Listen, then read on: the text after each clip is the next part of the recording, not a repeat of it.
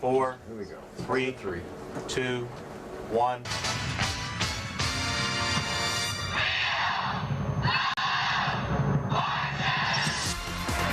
It's America's favorite game show. They spin, she turns. And night after night, he keeps everything rolling. Let's meet today's starting lineup. Go, gang. But Wheel of Fortune almost didn't happen. They didn't understand the play of the game. They didn't know why people had to buy a valve. Everything about it was wrong. And the drama behind the scenes trumped anything captured on camera. There was scandal.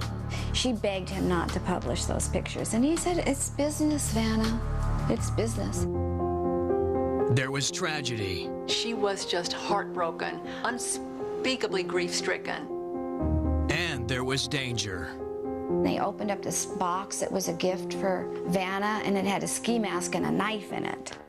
In exclusive interviews, we'll meet the original MC. I thought a game show host, a guy with a bad mustache, an equally bad jacket that cares nothing about what you have to say.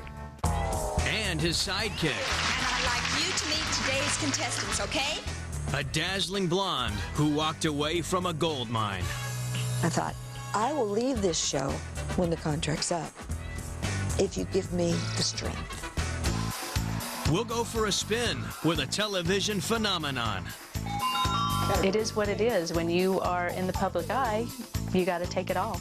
It was Vanna-mania. There must have been over 20,000 people there. This is a story of a game show that just won't quit. Wheel of Fortune, the True Hollywood story. It's entertaining, it's educational, it's fun. Why not watch?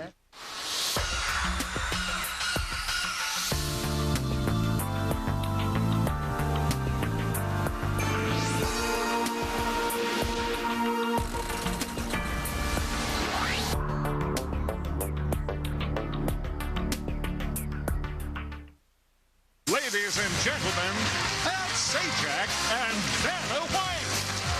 In January 2005, Wheel of Fortune celebrated 30 years on television. 30 years of thrilling gamesmanship.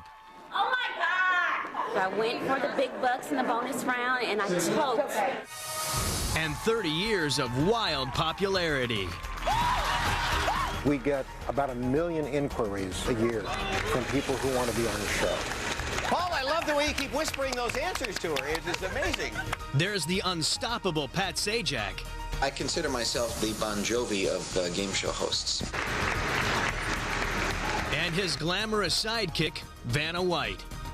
I sit in this chair, I get makeup, and then I go out there and turn letters. Together, they turned a TV game show into a pop culture phenomenon that just won't quit. Kind of a size differential. After 3 decades, Wheel of Fortune is still the #1 show in syndication. Nothing seems to stop the wheel from rolling. But the long-running success of the Wheel has more turns, twists, and bumps than anyone could imagine.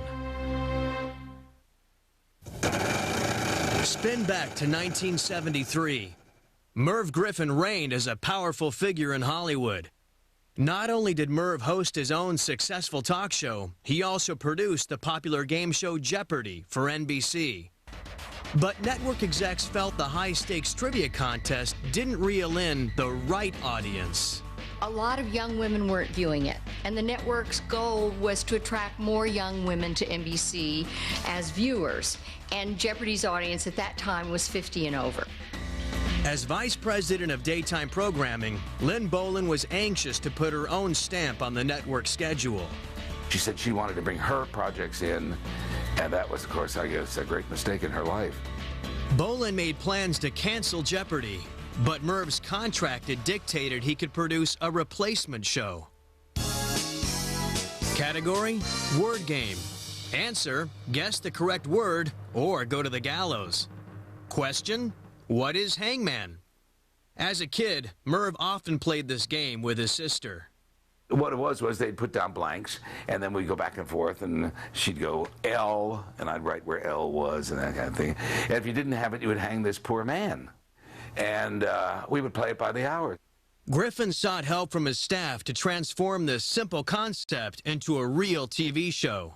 He said, look, I'd like to turn this into a game. So there were a few of us around his company who had mornings and afternoons free prior to his show taping, and we spent 3 or 4 days a week working on Wheel of Fortune. The pitch was finally ready for Lynn Bolan. She liked what she saw, but wanted to add a distinctly feminine spin. She said, oh, I love that, but I want to make it purely shopping. And I looked and said, what do you mean shopping? She said, I want the show done in the middle of like a giant shop where all the prizes are, all surrounding the thing. And I thought, oh, here we go. The pilot, titled Shopper's Bazaar, needed a fresh new face, one that would attract the female audience. Merv approached 32-year-old Chuck Woolery, a Nashville singer with charm and a good sense of humor. I thought a game show host. A guy with a bad mustache, an equally bad jacket that cares nothing about what you have to say. That's who I want to grow up to be. I thought, in my mind, I went, no, I don't want to be a game show host. Griffin convinced Chuck to give it a shot. In September 1973, they began shooting the Shopper's Bazaar pilot at NBC Studios in Burbank. Lynn Bolan was horrified at what she saw.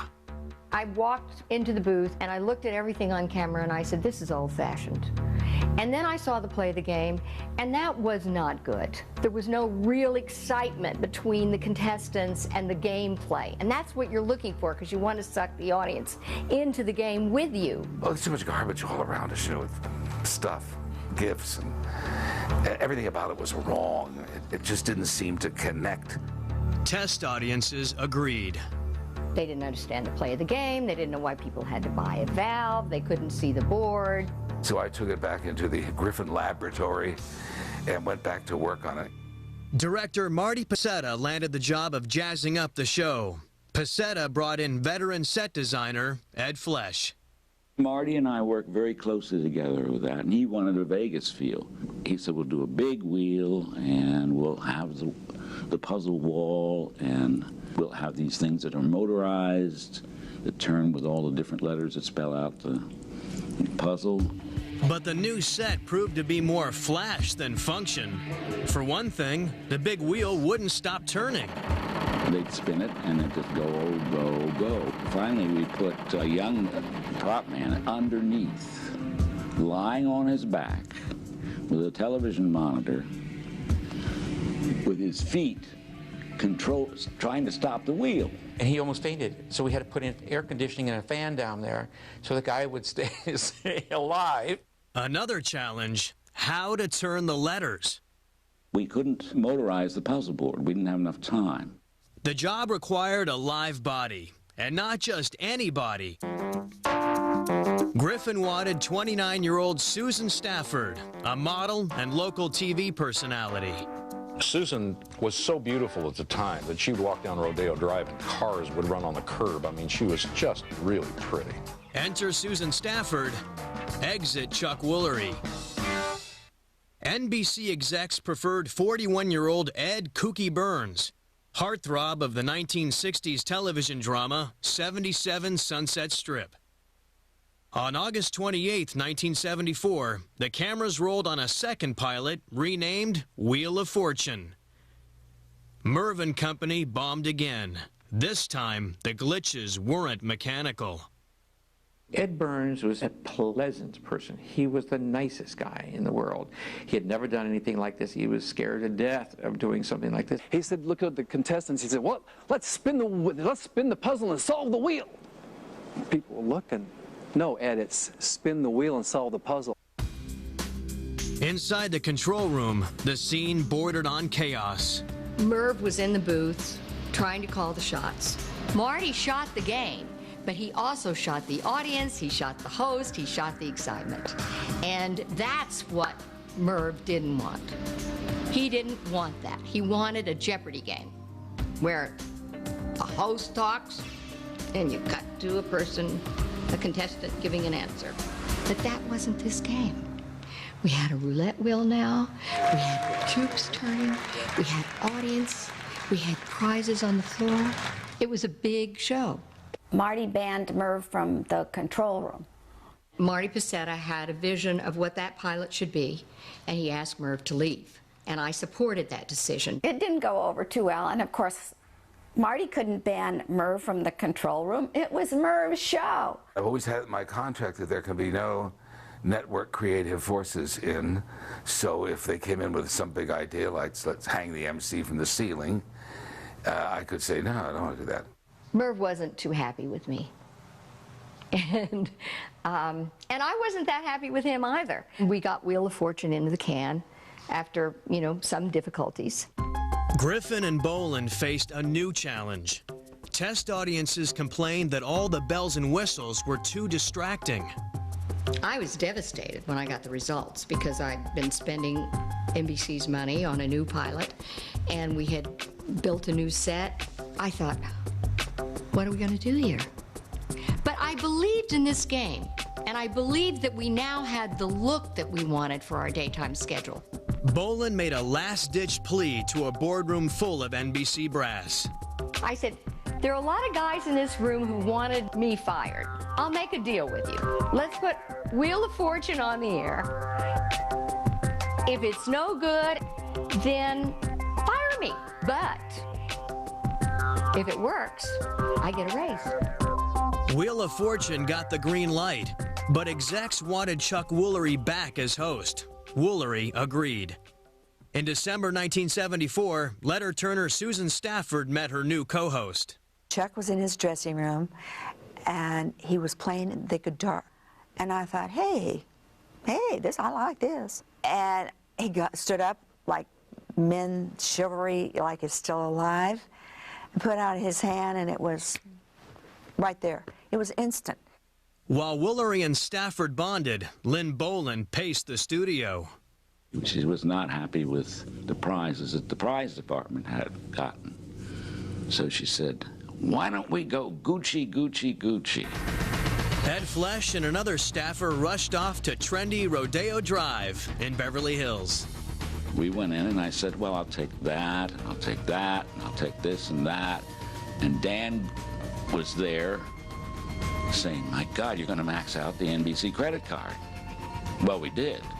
The first episodes of Wheel of Fortune were taped in December 1974. Director Marty Pacetta felt magic in the air. The audience that was in the studio loved it. That's a key factor. On January 6, 1975, Wheel of Fortune rolled into homes across America. Okay, thank you, and welcome to Wheel of Fortune. We called a 30-plus premiere a hit. Wheel of Fortune premiered with a 35 share. So, I was thrilled. Okay, spin the wheel. The show averaged more than 20 million viewers each day that first week. And we all were going, oh, God, 13 weeks. We all have a job, for 13 weeks. Coming up, one wheel falls off.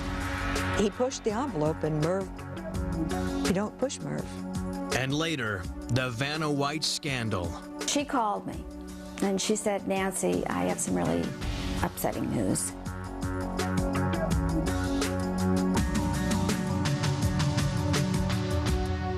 She's tired of the rumors. I don't think I'm a bad girl. We've got her E! True Hollywood story. Lindsay Lohan, Sunday, all new, all true at 8/7 Central on E! Sunday. I'm here to be famous. In Hollywood, it's not just who you know. One of you will be our newest client. It's who you beat to get to the top. Prove me wrong! These kids are weak-minded. And in this competition, there's no take two. I don't lose. Fight for Fame, a new series Sunday at 10/9 Central, only on E! Ladies and gentlemen, Bobby Darin! Now on DVD. Somewhere. The man, the music, the legend. I want movies, TV. I want it all. Academy Award winner Kevin Spacey, Kate Bosworth, Beyond the Sea. Now on DVD. Don't wimp out. Make your lashes stronger and look 60% longer. Double Extend Mascara from L'Oreal. One end fortifies, the other lengthens. No conventional mascara goes so far. Really? Double Extend from L'Oreal. For stronger, longer lashes. Want younger-looking skin in just 14 days? Revlon introduces age-defying makeup now with Bodifirm. Reduce lines up to 50% in just 2 weeks with Bodifirm. A patented blend of hexapeptide and botanicals. Gorgeous, flawless coverage so your skin looks smoother, firmer, and more radiant. New age-defying makeup with Bodafirm from Revlon. Shouldn't shaving be simpler? It is with Schick Intuition. 3 blades surrounded by a skin conditioning solid to lather, shave, and moisturize in one easy step. Schick Intuition. Trust your intuition. You know, a lot of people say that you and I have the same upper body.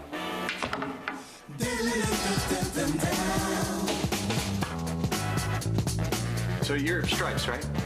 Yeah. How much difference can shampoo and conditioner really make to frizzy hair?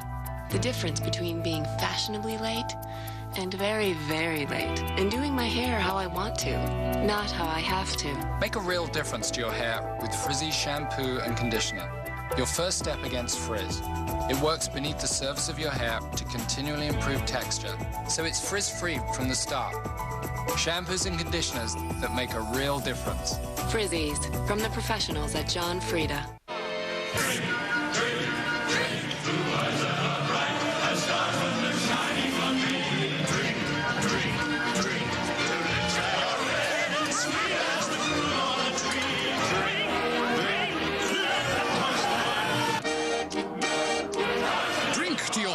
Because the more water you drink, the better you feel. So make your body happy. Drink more water. Aquafina. And new Aquafina Sparkling in original lemon, lime, and berry. The first time.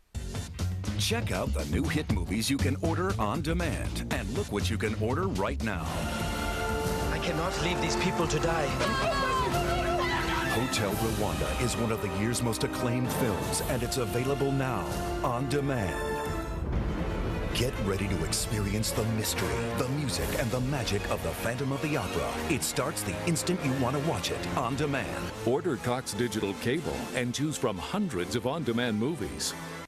Each day you're in a fight with your feet. Now they're revolting. Fight back with Gold Bond Foot Cream. Its unique formula penetrates and helps heal dry, rough feet like ordinary lotions can't. For victory over dry, cracked skin, Gold Bond Foot Cream. Victory over defeat. Every day it's a battle between you and your feet. Now they're itching for a fight. Fight back with Gold Bond. Maximum strength medicine, foot powder, or cooling spray for maximum relief. For victory over wet, itchy feet. Gold Bond Foot Care. Victory over defeat.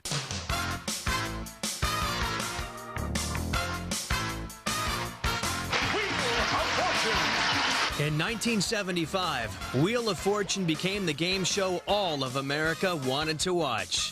There's your pointer over there, and you've got right here, $275. All right. Audiences adored host Chuck Woolery and his seat-of-the-pants style.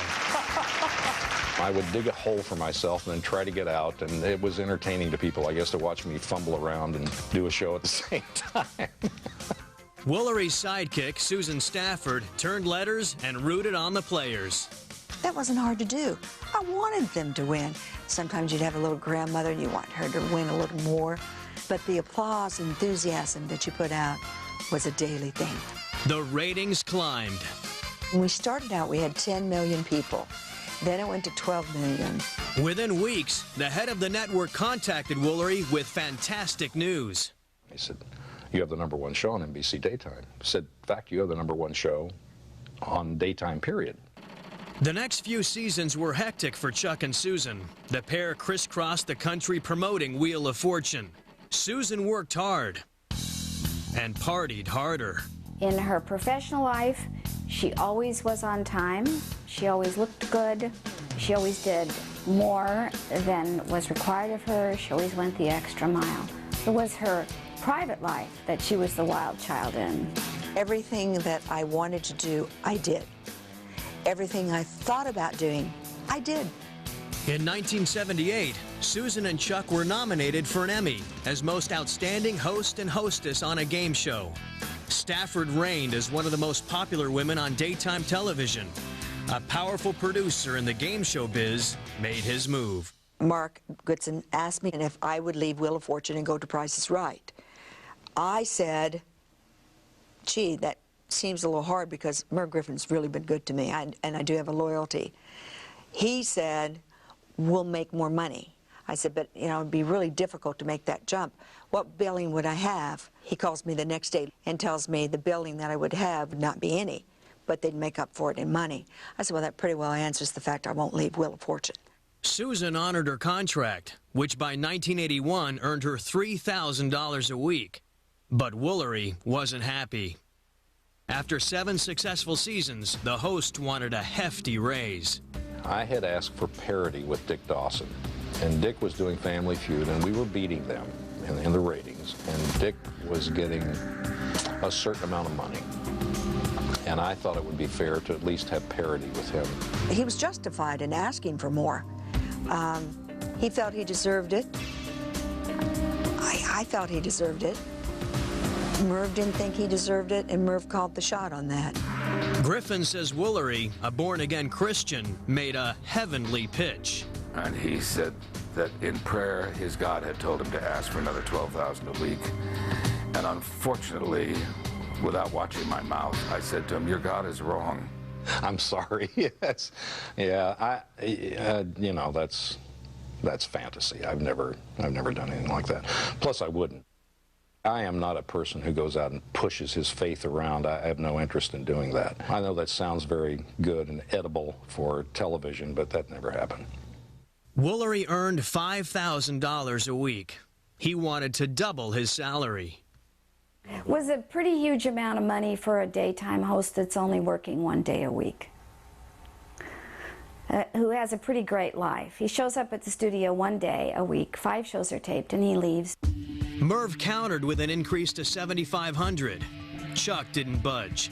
Woolery claims that NBC brass offered to pay the difference, but that Merv refused and threatened to take the show to CBS. And so I was gone. And that was the end of me. And that was the end of my relationship with Wheel and with Merv. It was definitely hardball. And we were in shock. He pushed the envelope, and Merv, you don't push Merv. Meanwhile, on the same studio lot in Burbank, an ambitious weatherman named Pat Sajak looked for a new challenge. And across town, an aspiring actress named Vanna White chased after her big break in showbiz. Both Sajak and White traveled a long way to reach sunny Southern California. Pat Sajak's road to stardom began in Chicago on October 26, 1946. His Polish-American dad worked as a foreman at a local trucking company. Pat's mom looked after Pat and his 2 younger brothers. As a child, Sajak idolized the witty host of NBC's Tonight Show, Jack Paar. He got it into his head that he wanted to be a talk show guy, a late-night talk show guy like Jack Paar. And he would practice by talking into a wooden kitchen spoon. And then he would sneak out of his bedroom and go into the living room hoping his parents wouldn't notice so he could catch part of Jack Paar. In high school, Pat's classmates described him as funny and mysterious. Sajak graduated in 1964, the same year 7-year-old Vanna White completed 2nd grade in North Myrtle Beach, South Carolina. Vanna hated her name. When I was growing up, people would call me everything but Vanna. Vanna, Vanya, Vanna. It's Vanna! Vanna's mom, Joan, worked a variety of jobs. Her dad, Herbert, owned a snack bar in North Myrtle Beach. Vanna earned a reputation around town as friendly and outgoing. We ride down the highway and I'd wave at people and she said, Daddy, do you know all these people? I said, no, but it doesn't hurt to wave, so she picked it up herself. As a young girl, Vanna loved watching television. Her uncle, Christopher George, starred in the 1960s TV series Rat Patrol. And my mother said, that's your uncle. And I thought, my uncle's on TV? How cool is that? I want to be on TV. She would get a table and put it out and make like she was, she'd put makeup on and everything, and make like she was making a scene of a movie. And she looked real good, you know. She had a lot of things like that she did. She really had Hollywood on her mind. In 1966, while Vanna primped for an imaginary camera, 20-year-old Pat Sajak got the chance to sit behind a real microphone. The college junior landed a late-night gig at a small Chicago radio station. It was located in a Cadillac showroom and was a Spanish-speaking language, a radio station. For some reason, he was hired to deliver the news in English, which he did, and then around 2 o'clock in the morning, the Spanish-speaking DJ would leave, and he would take over and play music he had no understanding of. Sajak grew bored with school and decided to enlist in the Army. The energetic 21-year-old landed in Vietnam. His assignment? Disc jockey for Armed Forces Radio. 6:41 on a Dawnbuster for Friday morning. Army Specialist Pat Sajak with you. He has a very sneaky charm and a sneaky sense of humor, and he was able to communicate with the troops, being sarcastic or snide about conditions in a way that the officers, it eluded the officers. They had no idea what he was talking about. So he connected with the soldiers, and I think they enjoyed listening to him. Sajak returned to civilian life after a 3-year stint in the military. In 1972, Pat moved to Nashville and knocked on doors. Finally, execs at a local TV station hired Sajak as an early morning announcer. They got more than they bargained for. He was supposed to do something called the job reports. I guess kind of like reading the want ads in the paper, only Pat decided to handle it as if he were a carnival barker. So eventually I just started goofing around with it. It sounds stupid to say now, but for example, I'd come on and I'd start screaming the jobs, or I would sink in my chair until at the end of the thing my head was gone, or if I read a good job I'd fold it up and put it in my pocket, and I just acted silly. And no one ever said a word, which confirmed that no one was watching. Pat worked his way up to weatherman on the station's newscast. He wasn't shy about promoting himself.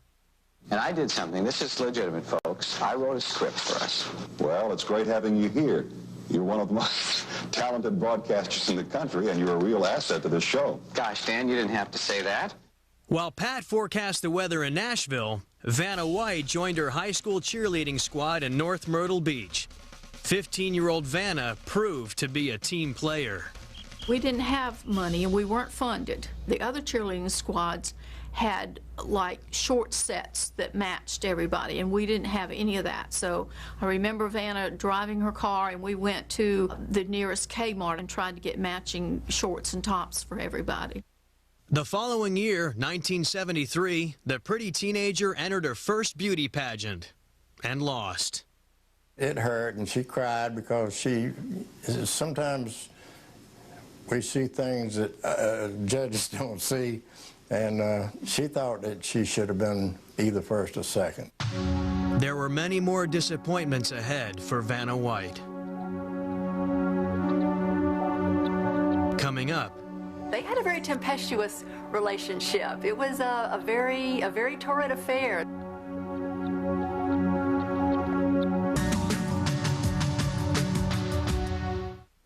Moisture making your hair frizz? Garnier Fructis Sleek and Shine. The system makes hair 5 times smoother and so much shinier. Sleeker, shinier hair, even with moisture in the air. Garnier Fructis Sleek and Shine. Garnier.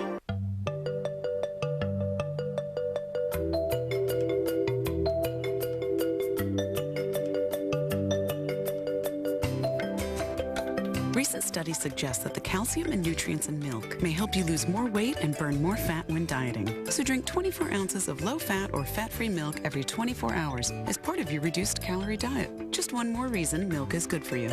Milk your diet. Lose weight. For more about the science, visit 2424milk.com. You've got your period and you're here. Yeah, why? I would have killer cramps. Bloating, no energy. Well, I took Midol. Midol's tough on cramps, and unlike Tylenol and Advil, takes care of bloating and fatigue. Now what? Something salty. Uh-huh. Hey. Funny seeing you here. Yeah, finally. It's not going to be easy. Nope. Sympathy. Great. Nicorette. Tried it. Rather just chew on a cigarette. Try it.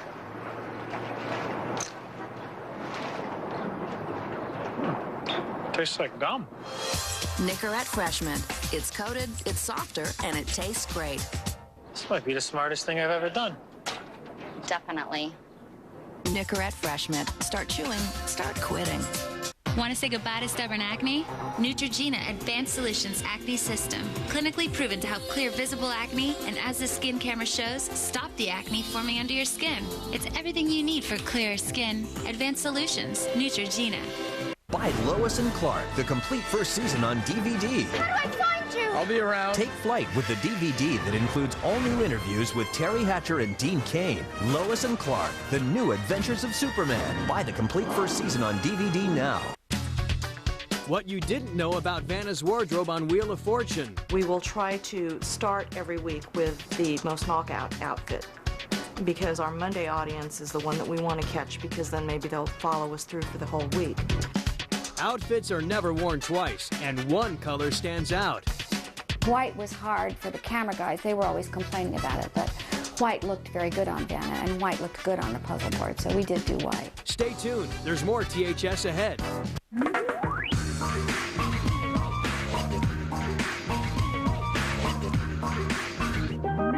Mix up your tan lines at Payless. Hurry and save up to 50% on select summer sandals for the entire family. Don't miss it. You want my advice? You should never. Only at Fridays, new Steakhouse Selects. Choose your cut in one of our signature butter sauces. It'll leave you speechless. Everyone could use more Fridays. I'm no car expert, but I do know what I want. You know what I want? More bang. More bang for my buck. From a car and a car company. That's why I got a Forenza. By Suzuki. Protected by America's #1 warranty. Numero uno. It's got more room and more features than Civic. Forenza. It gives so much. And it asks so little. Who says you can't have it all? Forenza! Get more bang for your buck with 1.9% APR and $750 customer cash on Forenza now.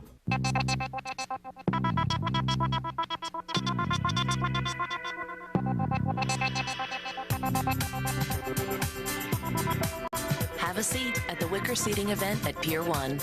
Life more interesting. Exercise, eating right, and drinking Minute Maid Heartwise orange juice with added cholesterol reducers. Proven to help reduce cholesterol. Only Minute Maid Heartwise. Your heart will thank you. On Friday, Medco Health Solutions, their stock has been soaring. Get an insider's look at the business with the CEO right here on Bloomberg's Morning Call.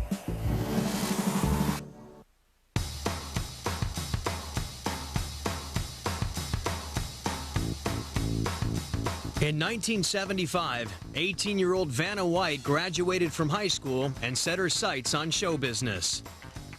Modeling looked like a good first step. White enrolled in the Atlanta School of Fashion and Design. She told us what she wanted, and we said, okay, you want modeling and designing, and if it doesn't work out and you want to go to college, you got plenty of time. By day, Vanna learned how to walk and pose for the camera. By night, the aspiring model hit the clubs. At a disco, Vanna met 33-year-old Gordy Watson, a luxury car dealer in Atlanta. Gordy was a little older, more experienced, lived in a nice home, was able to give her nice jewelry, beautiful cars, and I think she was more dazzled by Gordy than actually the right man for her. Soon, Vanna moved in with Watson. White began to get modeling gigs. Some were pretty wild. The worst job I've ever had was when I did a convention for Exxon. I was working for Exxon, and I dressed up like a tiger with the long tail and everything, and the whiskers. They paid me well, though. Vanna also became a regular at local beauty pageants, coming close, but never winning. Vanna wanted to be in show business, and she was pursuing whatever paths might lead her in that direction. Beauty pageants were one avenue for getting noticed, getting discovered, getting a break, just anything to get into showbiz. Vanna smiled for photographers in Atlanta, while Pat Sajak posed for a wedding portrait in Nashville. In March 1977, the weatherman married 32-year-old Cheryl Darnall, a single mother with a 10-year-old son. Sajak and his new family then packed their bags and headed for Los Angeles. Local station KNBC hired Pat to do his weather shtick out west. Sajak's on-air antics were offbeat and often downright silly. He would have a little Band-Aid over his eye like that, and then he would go to commercials. See, I'll give you tomorrow's weather right after this, and he'd come back. And then the bandage was over here, and I thought, I wonder how many people in the audience really noticed that change. And he would go right on with the thing. He did it to amuse himself, because what is the weather in Los Angeles? Before long, another Hollywood producer noticed Sajak and gave him a shot at hosting a game show pilot. But the weatherman's style wasn't quite right. He would be told, you're just way too low-key, you've got to rev it up, you've got to yell $10,000, and Pat said he just couldn't do it. Meanwhile, 22-year-old Vanna White faced the end of a romance in Atlanta. By 1979, Vanna's relationship with car dealer Gordy Watson ran out of gas. Vanna, of course, had dreams of stardom in L.A., and Gordy, you know, kind of had an eye for the ladies, so I think it worked out well that they went on their separate ways. In January 1980, Vanna and her friend Belinda Berry piled their belongings into a U-Haul and drove west. But L.A. didn't exactly put out the welcome mat. We would see a rental unit in our price range. We'd go fill out the applications. We'd go into the rental agent. Well, are either of you ladies currently employed? And Vanna would answer, well, no, not yet, but I'm going to be in show business. Vanna and Belinda finally found an apartment for a pricey $700 a month. The two struggled to make the rent. I remember we would buy bags of spaghetti and get out Scotch tape to make little bundles so that we could make sure the spaghetti would last us a full week. Vienna sausage, we would share a can of Vienna sausage, and that was Sunday dinner. That was a really special occasion. But Vanna was very savvy with money.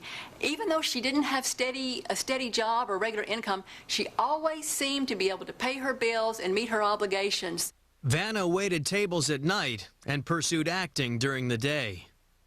She auditioned for everything that came along. She was just totally after Hollywood. And she auditioned for scuba diving. She doesn't even swim. I was so discouraged. I had such big dreams of moving to LA and just making it big right away. I didn't realize there were thousands of other people that wanted to do the same. You know, I'd go on an interview and there would be 100 beautiful women on the same interview, and I'm thinking, what am I doing here? As many people do, Vanna would turn to food for solace when things weren't going quite right. And I remember on one occasion, she had had a particularly disheartening day. I think an audition hadn't gone well, or she hadn't done quite as well as she had hoped. So to console herself, she sat down with a fork and a banana cream pie. And by the end of the night, she was feeling much better and the pie was gone. Vanna worked her contacts, which included a big Hollywood star. Vanna often sought advice and feedback from a friend of hers, Sylvester Stallone, whom she had met, ironically enough, in Atlanta at a book show, and they maintained a friendship throughout her struggling years in Los Angeles, and I know that she frequently turned to him for advice and support.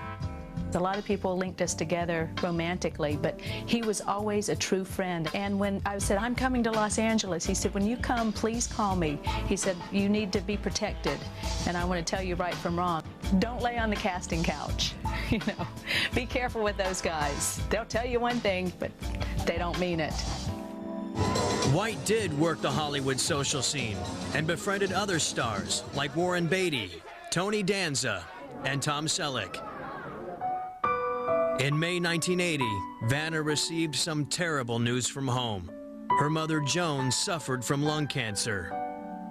That month, she took a turn for the worse. So Vanna, of course, flew back to be at her mother's bedside, and a few days later, Vanna called me to let me know that her mother had passed away, and Vanna was, of course, devastated. She and her mother were very close. Vanna returned to Los Angeles and tried to put the pain behind her. She was, of course, grieving and sad, but she just was determined more than ever to do it for her mom and just go forward and make a success of her career. In 1981, 24-year-old Vanna scored a small, non-speaking part as a model in the film Looker, starring James Coburn.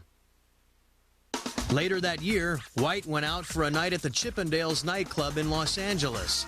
Dancer John Gibson caught Vanna's eye.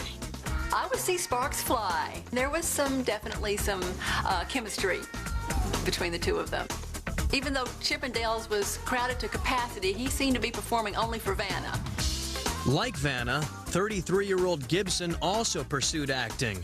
John's good looks landed him a recurring role as a hunky exotic dancer on the soap opera, The Young and the Restless. John was just a wonderful human being. He was honest, down to earth, good looking, funny, talented, just a great, great all-American guy. The couple started dating. 3 months later, Gibson moved in with Vanna. They had a very tempestuous relationship. It was a very torrid affair. They were very happy together in their tempestuousness.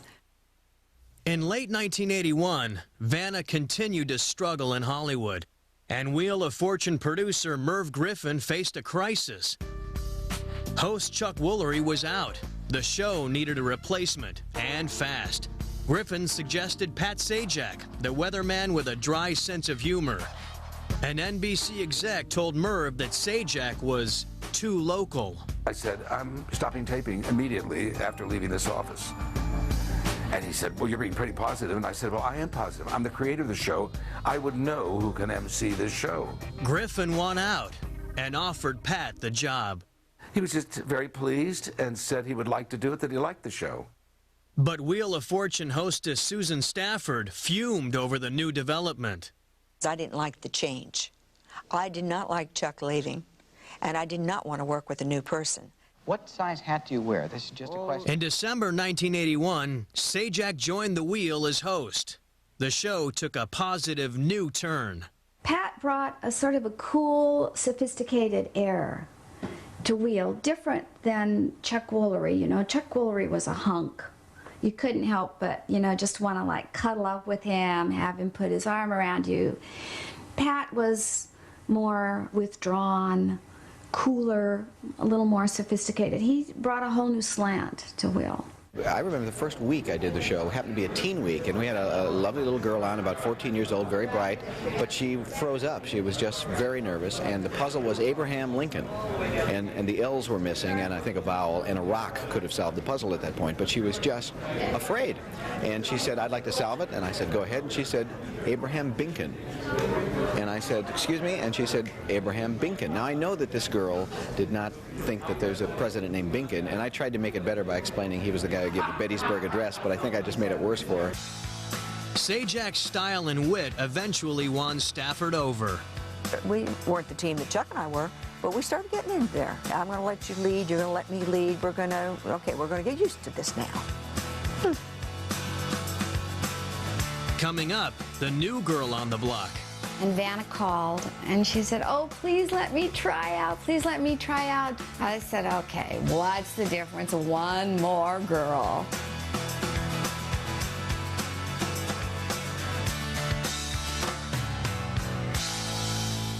Wednesday, catch the premiere of Party at the Palms. But first, spend the day with some girls who really know how to have a good time. It isn't a night out with Kara unless she's dancing on tables. Then spend the night with Jenny and the sexiest scene in Vegas. Check your inhibitions at the door for the series premiere of Party at the Palms at 10, 9 Central, only on E! You pull back the curtains and the sun burns into your eyes. You watch a plane flying across a clear blue sky. This is the day your life will surely change. This is the day when things fall into place.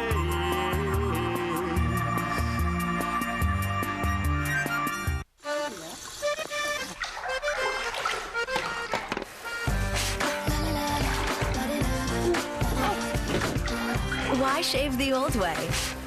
when millions of women have already found a simpler way with Schick Intuition. It's a triple blade razor surrounded by a skin conditioning solid. With just water, Intuition lathers, shaves, and moisturizes for soft, smooth skin in one easy step. Schick Intuition. You can't believe the dry mouth you get from 3 months of hibernation. The whole natural mountain stream thing. It's fine, but this tastes crisp, fresh. I don't know what the zoological term for is exactly, but a sip of this will clear it right up. Now available in lemon or raspberry flavor.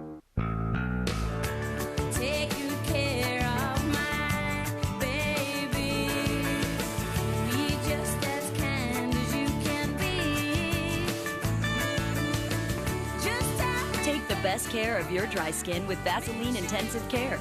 Now with more healthy skin ingredients.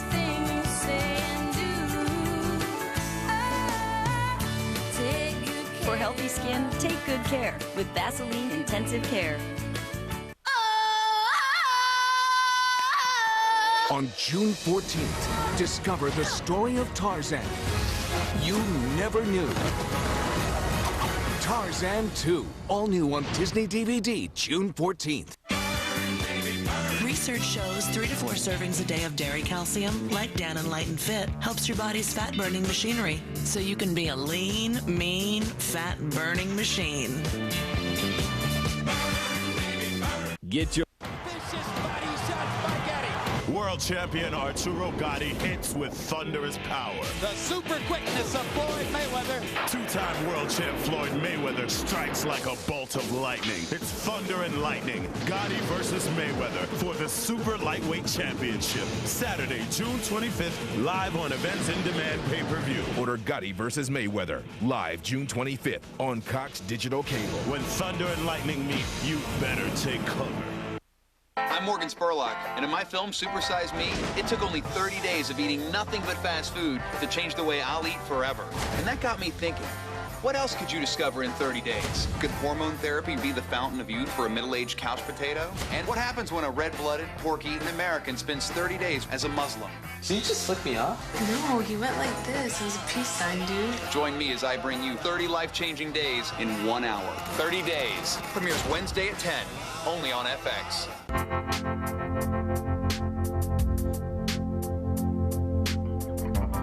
In early 1982, Pat Sajak settled in as the new host of Wheel of Fortune. But after 8 years of turning letters, Susan Stafford wanted out. An overseas trip opened Susan's eyes. The hostess questioned her career choice. I had an opportunity to go to India and work with a leprosy colony. And I got a real feeling of caregiving. And going over there and doing that and coming back and putting on lipstick and making up to go out to smile just didn't seem to match. The experience helped the former party girl rediscover her religious faith. The man that walked 2,000 years ago had a big impression on me. And that changed me more than anything. And I thought, I will leave this show when the contract's up if you give me the strength. She decided that she was going to go into hospice work, and at the same time she had met a famous surgeon, cancer surgeon, and so she was going to go down to Texas and work with him in his clinic helping people. And I begged her to stay, but no, she was determined that that was her path, and she left. You've all been wonderful to me, and I sincerely mean it from my heart. I love you. I really do. So we had to quickly find somebody to replace her. And you want one with some personality and quick and can come out and open the show with Pat if he wants to talk to her and not get tongue-tied and to look fabulous, and that's what you want. Finding the new Susan Stafford wasn't easy. The departing hostess threw some names into the ring. Altavis Davis, the wife of entertainer Sammy Davis Jr., and actress-dancer Janet Jones. No one seemed right. Then Janet Jones told her friend Vanna White about the gig. We had interviewed at least 500 women. We've given screen tests to a lot of these girls. And Vanna called and she said, "Oh, please let me try out. Please let me try out. Janet's my friend." And she told me and I didn't know. And I said, "Okay, what's the difference? One more girl." And so Vanna came in and I showed her headshot to Merv. Merv really liked her headshot. Merv has a theory that if you have a slightly bigger head than your body, you're destined for stardom. White scored an audition. John Gibson, her boyfriend, brought her in. She did not have an agent. She did not have a manager. I'm always interested in the name, so we'll start with that, and we'll start with Vanna, B-A-N-N-A. Is that a short for something? No, that's my whole name. It's a family name. My knees were shaking. My mouth was quivering. I could hardly talk. My mouth was so dry. I just felt so nervous because I wanted the job so badly. The girls had to do two things. First, they had to do a puzzle so we could see how they walked and how fast they got the letters turned over. And the second part of the test was having a little chit-chat with Pat, because we wanted to see the chemistry between Pat and the girls. The producers love Vanna, but they also liked another candidate, 27-year-old Vicky McCarty. Vicky's resume included a law degree and a centerfold spread in Playboy. NBC execs couldn't decide between Vanna and Vicky. In the end, I guess what they did is they just alternated every week, Vanna and me. Please make her feel welcome. Here's Vicky McCarty. Vicky. It was just so funny. They were so clearly trying to figure out after Susan Stafford what the look was going to be. Sajak cast his vote for the centerfold. He liked Vicky. He and Vicky had a certain personal chemistry. The admiration was mutual. He was never one of those kind of goofy game show guys who says, "I am the king of this show, honey, and you have your space, and that's where you stay." He's totally collaborative. However, executive producer Merv Griffin had the final say as to who would become the show's permanent letter turner. And that was Vanna. There was never a second choice. For Vanna White, the gig came in the nick of time. She said, "You know, if I wouldn't have gotten this job," she said, I don't know what I would have done. I think I would have given up. In December 1982, 25-year-old Vanna White made her official debut on The Wheel. But the new hostess didn't immediately win over the audience. When Susan left, there was a lot of resistance to anybody coming in. Susan was a well-loved daytime hostess, so there was a certain amount of resistance. Pat Sajak chose to stand behind his new co-host. He took her under his wing after he thought she wasn't really the one for the job.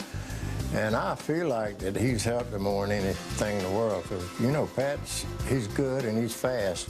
With Sajak's guidance, Vanna began to click with the fans. One day my sister called me, and she said, "Could you do me a favor?" And I said, "Yeah."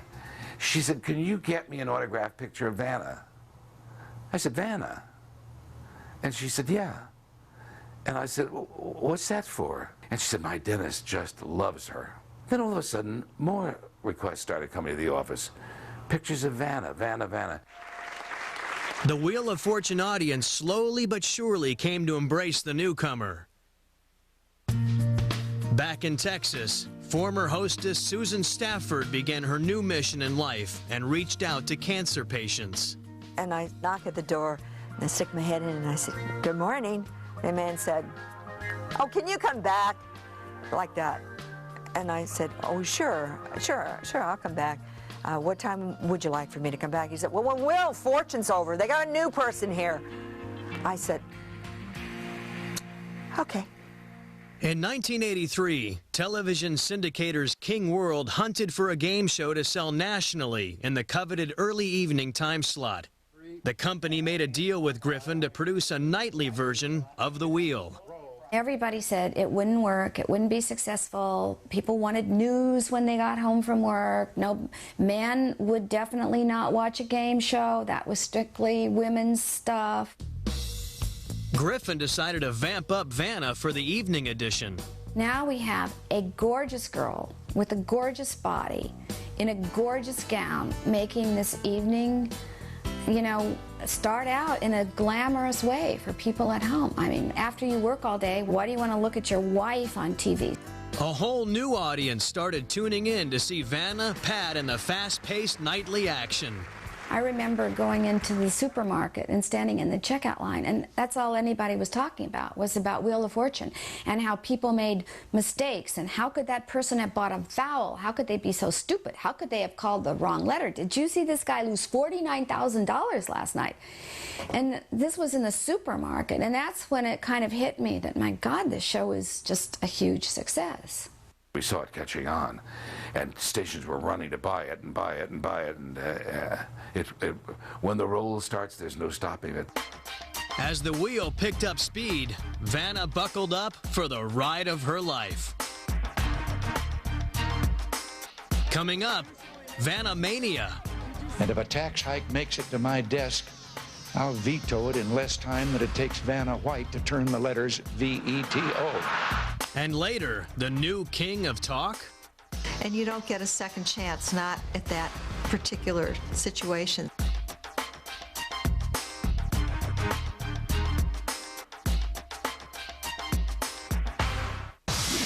Join the party that never ends with host Jenny McCarthy. Party at the Palms. The all-new E-Series premieres Wednesday, when at 10.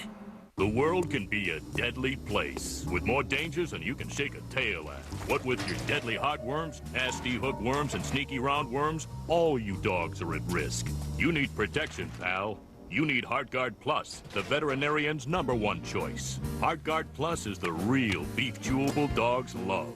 1 chew a month, you've got safe, proven protection against deadly heartworms. Plus treatment and control of slimy hookworms and roundworms that may be spread to your human family. All dogs should be tested for heartworm infection before starting a preventive program. HeartGuard Plus is well tolerated. In rare cases, digestive and neurological side effects have been reported. For more information, contact your veterinarian. HeartGuard Plus. More vets choose it, more pets chew it. Ask your vet about HeartGuard Plus, the real beef chewable that tastes better than a donut.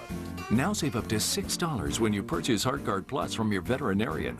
Call 1-877-WORM-FREE. That's 1-877-967-6373. Where did I get this glow? Maybe I flew to Bermuda. Or maybe I got this glow from a wild flame with a moisturizer. New Jergens Natural Glow, a different kind of moisturizer that gradually gives you a healthy summer glow. Moisturize daily and see your skin take on a darker tone. Now I glow whenever I want. Jergens Natural Glow Daily Moisturizer. Jergens, glowing skin is in. We're the Double Mint Twins, and we're back to say, why is everything extreme today? Try some simple fun, like the delicious Mild Mint flavors of Wrigley's Spearmint and Double Mint Gum.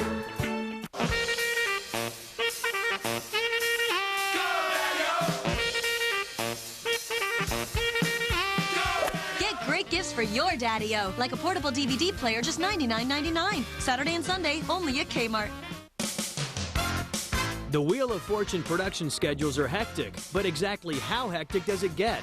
We do 6 shows a day. That involves building our prizes, then going through our contestant rehearsal, and then right into the show. Well, everything doesn't run always as smoothly as you hope. We did have a contestant pass out once, just from nervous energy. And not go down for the count, but rather, just have to be caught at the wheel. Don't go away. THS will be right back.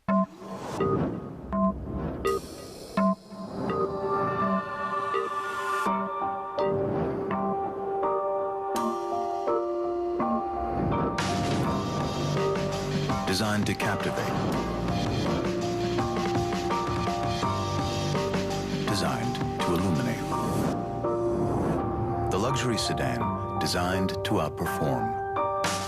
Introducing the all-new M from Infiniti.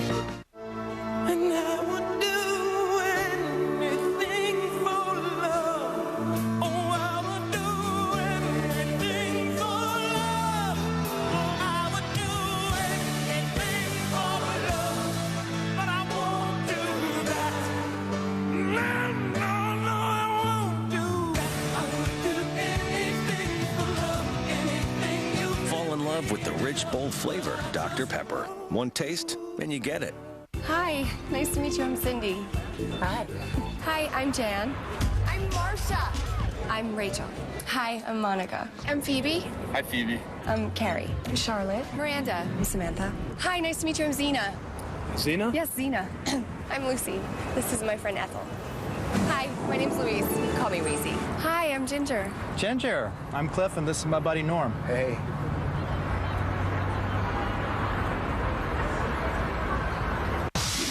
Join the party that never ends with host Jenny McCarthy. Party at the Palms. The all-new E-Series premieres Wednesday, when at 10.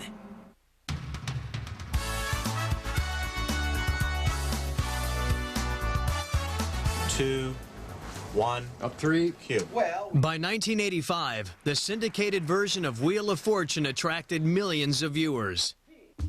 Fans of the show had no idea that host Pat Sajak endured a personal crisis. Sajak's 8-year marriage to wife Cheryl showed increasing signs of strain. I knew that he was having a tough time. She came down to the set a couple of times, and, you know, they were trying. They were trying. In September 1985, the couple separated. 2 months later, Pat filed for divorce. She had a son before, and Pat was terrific with her boy. And I know she went through some devastation when they went through a divorce, because I brought her up to an organization called Ladies.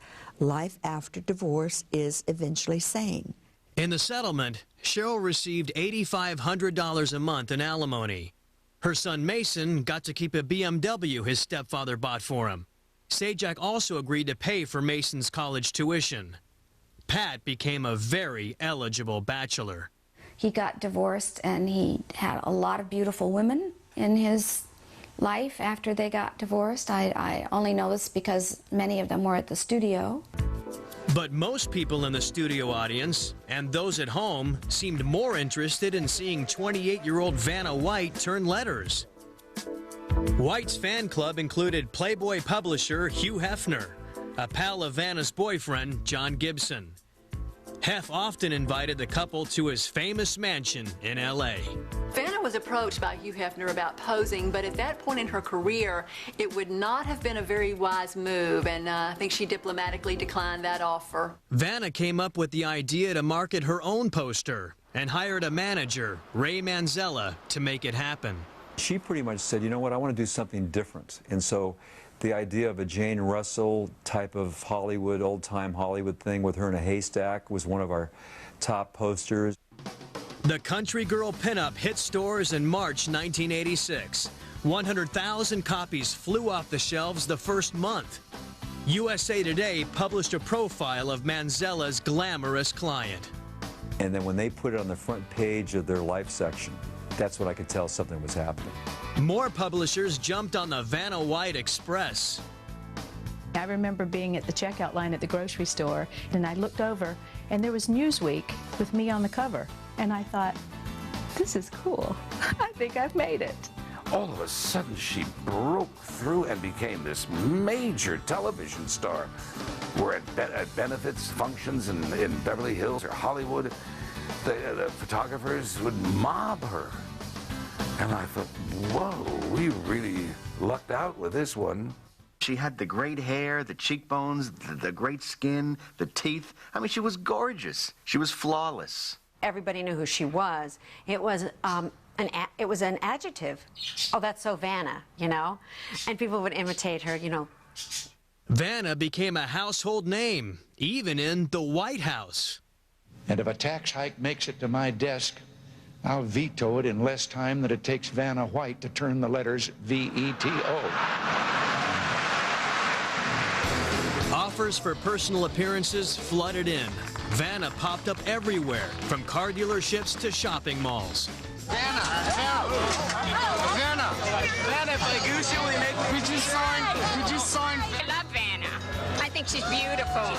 Suddenly, a new word entered the pop lexicon.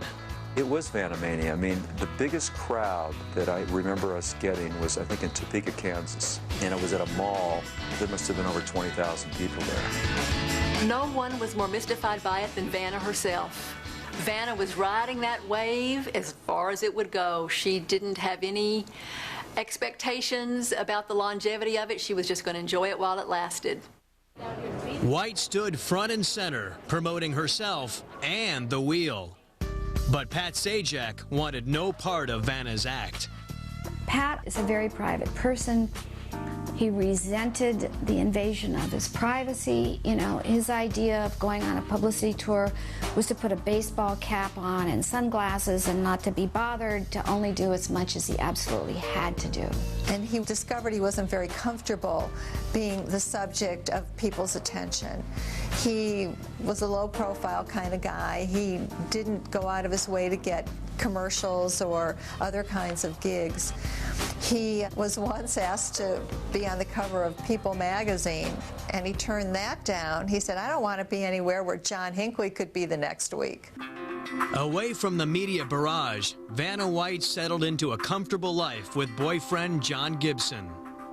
We did so many things together. I mean, we would do Hollywood things as well as just going for walks. We would go back to Michigan, where he was from, and go fishing and all that stuff. So we had a pretty normal life. It was just great. He was so happy when she became successful.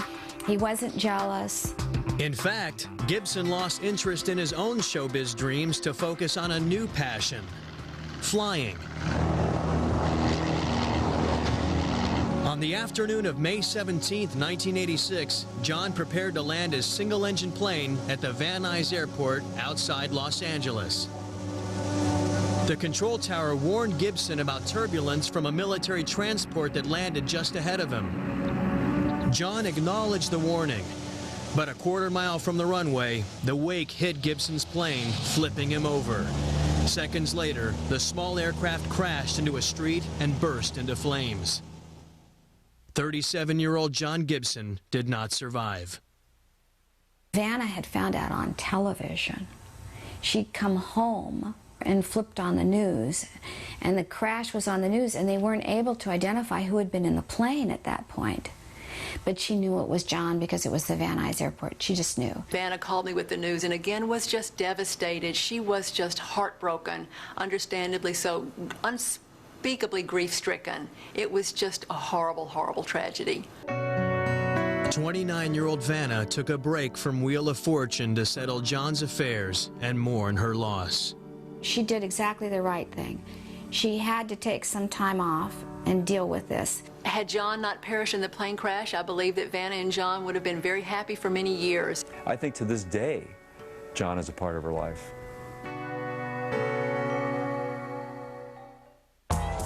Coming up, the Vanna White scandal. She begged him not to publish those pictures, and he said, "It's business, Vanna. It's business."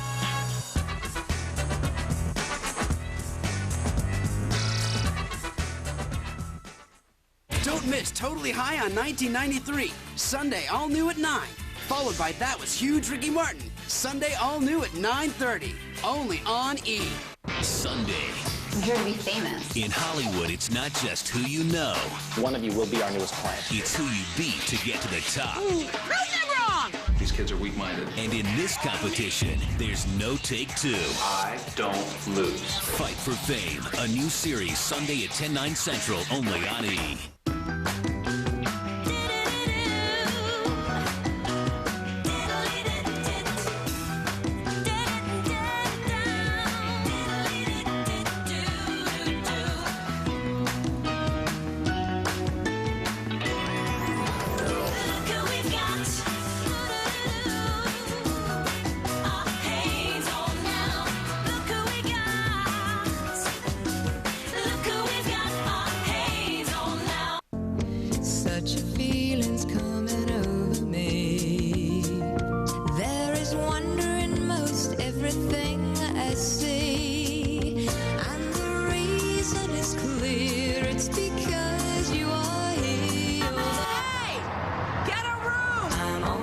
Water makes you feel better and a lot less irritable, so make your body happy. Drink more water. Aquafina. And new flavor splash from Aquafina in raspberry, citrus, and wildberry.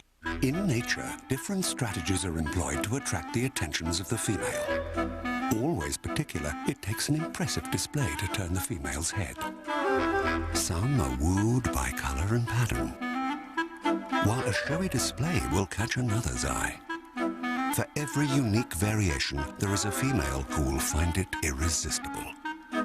The same great styles and names as the department store at up to half the price. DSW. Oh, man, please, tell me you're not moonwalking again. Dude, you're stuck in a time warp. What are you talking about? You look like the kind of guy who's still using digital cable. DirecTV has 100% digital quality on every channel. Digital cable? Not digital on every channel. Oh, geez, again with the dancing. It's time to rethink TV. Sign up now and get over 140 channels for only $29.99 for the first 3 months. Call 1-800-DIRECTV.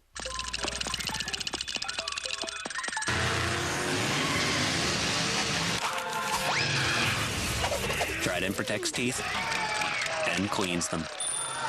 Great tasting Trident, a mouth's best friend. Shouldn't shaving be simpler? It is with Schick Intuition. 3 blades surrounded by a skin conditioning solid to lather, shave, and moisturize in one easy step. Schick Intuition. Trust your intuition. Each day you're in a fight with your feet. Now they're revolting. Fight back with Gold Bond Foot Cream. Its unique formula penetrates and helps heal dry, rough feet like ordinary lotions can't. For victory over dry, cracked skin, Gold Bond Foot Cream. Victory over defeat. Every day it's a battle between you and your feet. Now they're itching for a fight. Fight back with Gold Bond. Maximum strength medicine, foot powder, or cooling spray for maximum relief. For victory over wet, itchy feet. Gold Bond Foot Care. Victory over defeat. I'm Morgan Spurlock, and in my film, Super Size Me, it took only 30 days of eating nothing but fast food to change the way I'll eat forever. You've gained 17 pounds. You better slow down. And that got me thinking, what else could you discover in 30 days? Can 30 days of hormone therapy be the fountain of youth for a middle-aged couch potato? And what's it really like living on minimum wage? That's $5.15 an hour. Join me as I bring you 30 life-changing days in 1 hour. 30 days.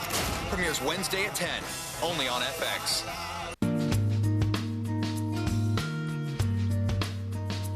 In 1986, Merv Griffin received a lucrative offer.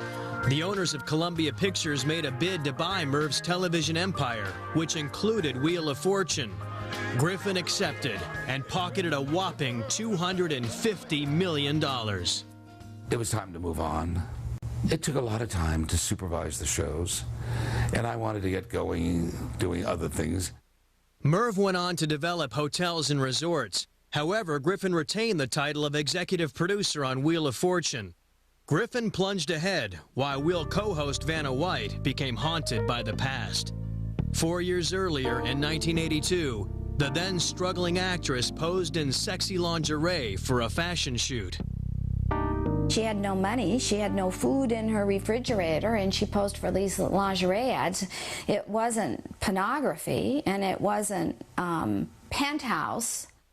In the summer of 1986, Vanna heard that someone peddled the photos to Playboy magazine. Vanna was very concerned. She had a very successful career up and coming, and that was not the direction that she wanted to see her image going in. Vanna appealed to her friend, Playboy founder Hugh Hefner, to stop the presses. She begged him not to publish those pictures, and he said, "It's business, Vanna. It's business." Vanna then went to her bosses. She called me, and she said, "Nancy, I have some really upsetting news." And so she brought the stuff in. Then I went to Merv. It didn't affect me at all.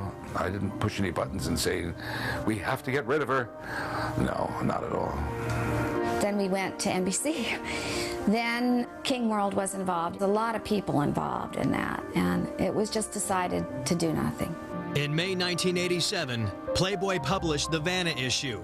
Copies flew off the newsstands. Producers at Wheel of Fortune braced for the backlash. We didn't really know what to expect because there was no correlation. Nothing like this had ever happened before in television. She was such a hit, and the show was such a hit. And you got to remember, this show was on at 6 o'clock at night, a family show. It could have been bad for her as far as fan mail and the public maybe turning off for a short time. But that kind of publicity, really, I don't think it hurt her at all. In fact, I think more people tuned in not to play the game, but out of, curious to look at her. Vanna came out of the ordeal unscathed, but she became fair game for the tabloids. Reporters wrote one wild story after another. I think there was one that when Vanna was living in her car doing drugs or some crazy thing. I don't know how they come up with these. Do you know what is current? That I'm being artificially inseminated. I don't even know what that means. Please. In 1987, Vanna took matters into her own hands. She published her autobiography, Vanna Speaks. It tells the truth. Everything you always want to know about Vanna White, ladies and gentlemen, you can find out. The book hit number 15 on the New York Times bestseller list. At the same time, Wheel of Fortune kept rolling along as the #1 syndicated show on television. The program cost only $7 million a year to produce, but generated a staggering $120 million in revenue. We don't take anything seriously, except the money. Pat and Vanna wanted their fair share of the pie. Once Vanna got agents and managers, her contracts became a problem. Pat Sajak's contracts, as soon as the show was enormously successful at night, his contracts became a big problem. By the mid-'80s, Sajak's salary reportedly topped $500,000 per year. $500,000 is a lot of money. But when you compare what the other game show hosts were making on shows like Tic-Tac-Dough, Headline Chasers, Family Feud, Hollywood Squares Match Game, they were making double and triple amounts during that time. Vanna White also faced an uphill battle. And I think that Vanna also initially was someone they felt that they could replace because she's just, the arm piece on Pat. Once she was there long enough, I felt that she was deserving of a raise, and so I had to go into combat with Merv and everybody else. Vanna's Wheel paycheck slowly climbed to more than $150,000 a year. She boosted her income by signing several lucrative endorsement deals. Take away all the Hollywood, and it's just me, Vanna, just someone who needs a really good night's sleep. That's why I sleep on a back supporter mattress from Spring Air. Vanna also continued making personal appearances for up to $20,000 a pop. I thought, wow, you want little old me to come to your town and you're going to pay me to do it? White hit the jackpot. But her love life remained stalled following the death of her boyfriend, John Gibson.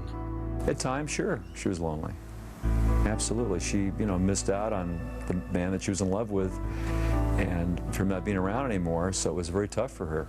It was difficult to date after John's death. Not only was she grief-stricken and devastated, but add to that the additional burden of not knowing what anyone's motives were. Did they truly want to offer her solace and comfort, or was there an ulterior motive and a hidden agenda? By 1987, Vanna seemed ready for a relationship. She began seeing 40-year-old George Santopietro. The restaurateur was experienced at dating famous women. He counted actress Linda Evans as a former girlfriend. I think that Vanna was very enamored with George because I think that he had given her a tremendous amount of attention. And I think that he also was someone that she just got excited about. She was very vulnerable at that stage and very receptive to love. And I think George was just right on time. Vanna found romance, while Pat Sajak got the chance to follow in the footsteps of his childhood idol, talk show host Jack Paar. In 1988, Sajak prepped to enter the late-night talk show wars. He always, again, wanted to be the Jack Paar of his generation. And finally, CBS was desperate to put something on the air opposite then Johnny Carson. And they thought Pat had the right kind of personality. In February 1988, Pat signed a 2-year contract to host The Pat Sajak Show. Sajak needed to clear his schedule. He withdrew as host of the daytime version of Wheel of Fortune, but agreed to carry on with the syndicated nighttime edition. A move into a new home in the Hollywood Hills soon followed. Pat invited reporters to stop by to help plug his talk show. The divorced bachelor opened up. even delving into his personal life. At the time I was interviewing him, he was single, he was dating people, but he felt then that he probably wouldn't remarry. But that summer, 41-year-old Sajak found a reason to change his mind. Pat attended a party at a sports bar in Irvine, California.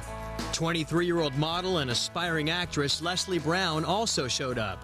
Brown's credits included a pictorial in Playboy magazine. The couple began dating. Meanwhile, NBC signed Vanna to play the Goddess of Love in a TV movie. The film debuted in November 1988 to scathing reviews, mostly about Vanna's performance. I don't think Vanna's talent is really in acting, but the movie became a cult movie. It was my first movie, and now that I saw it finished, I saw my mistakes, and I'll only be better for the next one. Coming up, a dangerous spin. They opened up this box that was a gift for Vanna, and it had a ski mask and a knife in it.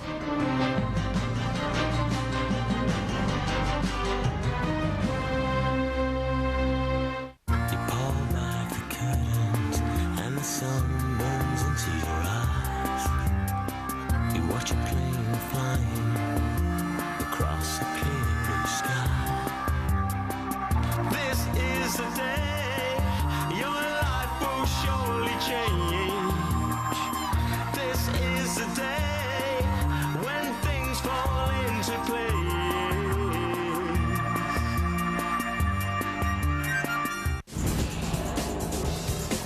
What's hot? Hooters hot! That's right, Hooters is hot. It's the ultimate glam gig. Hooters girls are America's cheerleaders and enjoy a job that's fun, flexible, and glamorous. So picture yourself at Hooters. For a fun place to work, this is Brooke Burke saying, Hooters is what's hot. Do you have what it takes? Hooters is searching for the perfect Hooters girl today.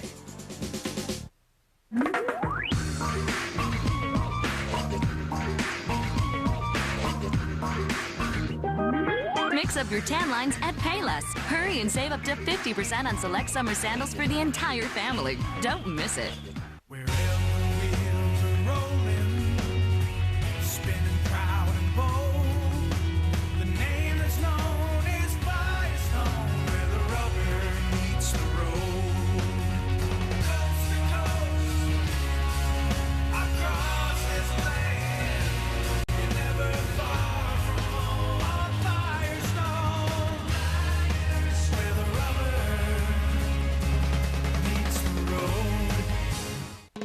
Makeup meltdown? Not on this street. New two-step Outlast makeup. The prep step smooths pores, shine is gone. So the makeup stays fresh, stays flawless, stays on. New Outlast makeup in the silvery blue box. Easy, breezy, beautiful CoverGirl.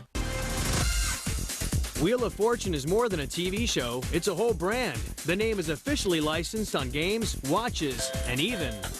It's now the #1 slot machine in the world. It grosses billions of dollars. We're very, very careful and very protective of the Wheel of Fortune brand because of what it represents. So we don't license it to just anyone. We've been pitched things like a Wheel of Fortune toilet seat cover. I think we draw the line there. Stick around, there's more THS ahead.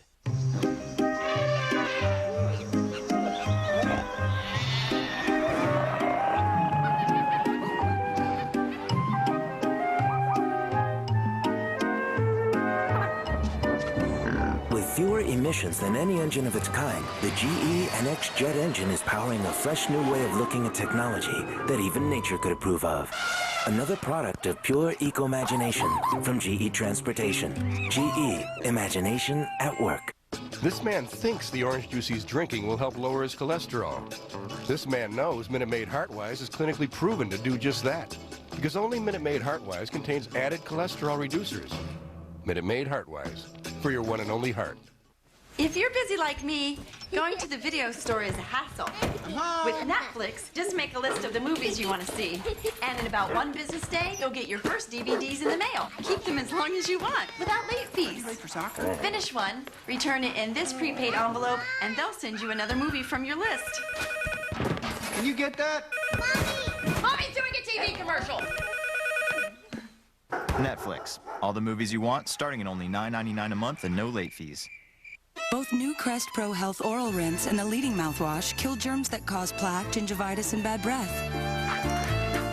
But Crest does it without the burn of alcohol, so you'll actually enjoy the experience. New Crest Pro Health. On Friday, Medco Health Solutions, their stock has been soaring. Get an insider's look at the business with the CEO right here on Bloomberg's Morning Call.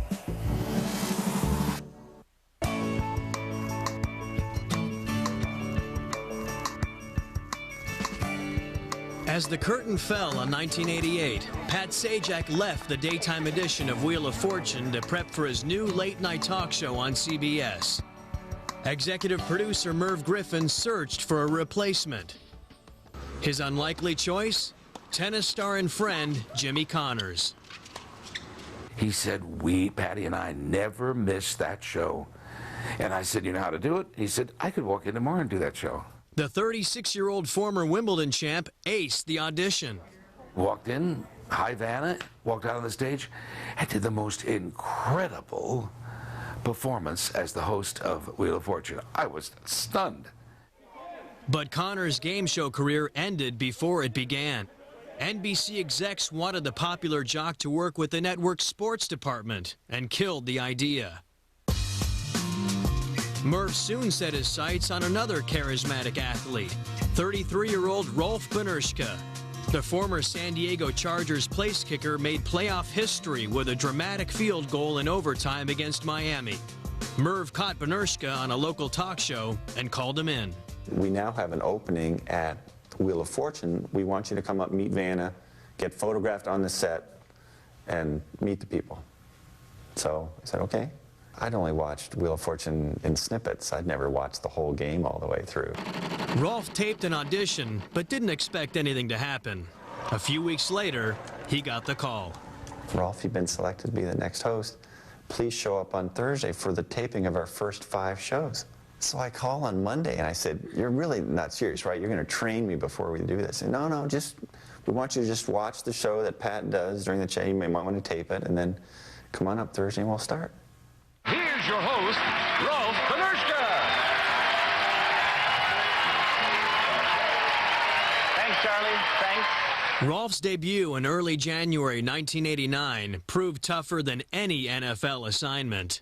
But it was so completely new that I really felt, that I struggled early on. I was learning on the fly. The great thing was the people there were very gracious. Including Vanna. Tabloid reporters pounced.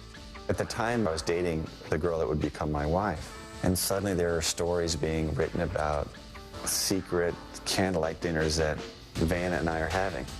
I had to backpedal and try to explain, no, really, there's nothing to this. Rolf's debut coincided with the premiere of The Pat Sajak Show. CBS built a new $4 million studio for the late-night program. Sajak faced off against Johnny Carson and The Tonight Show in a high-stakes battle. CBS saw it as a huge investment on their part. They needed the ratings. And I think Pat understood that this was it. Pat scored a quick victory. Ratings for the first 2 nights overpowered The Tonight Show. Sajak continued to host the nighttime edition of Wheel, but some colleagues noticed a change. At that point, he was almost impossible to deal with. So much mail came in as, who does he think he is? He's too big now for Wheel of Fortune, now that he's a talk show host. Meanwhile, Vanna showed up with her game face on for both daytime and nighttime editions. I always have a good time from the moment they say 5, 4, 3, 2, 1 to the time they say it's a wrap. Vanna was never bored. She always was present in the moment. Pat, I had to frequently have the discussion with him that you look like you're bored. You look like you're doing it by rote. Still, the nighttime Wheel kept bringing in viewers. However, the daytime version with Rolf Benirschke went south in the ratings. In May 1989, just 5 months after Benirschke took over as host, execs at NBC pulled the plug.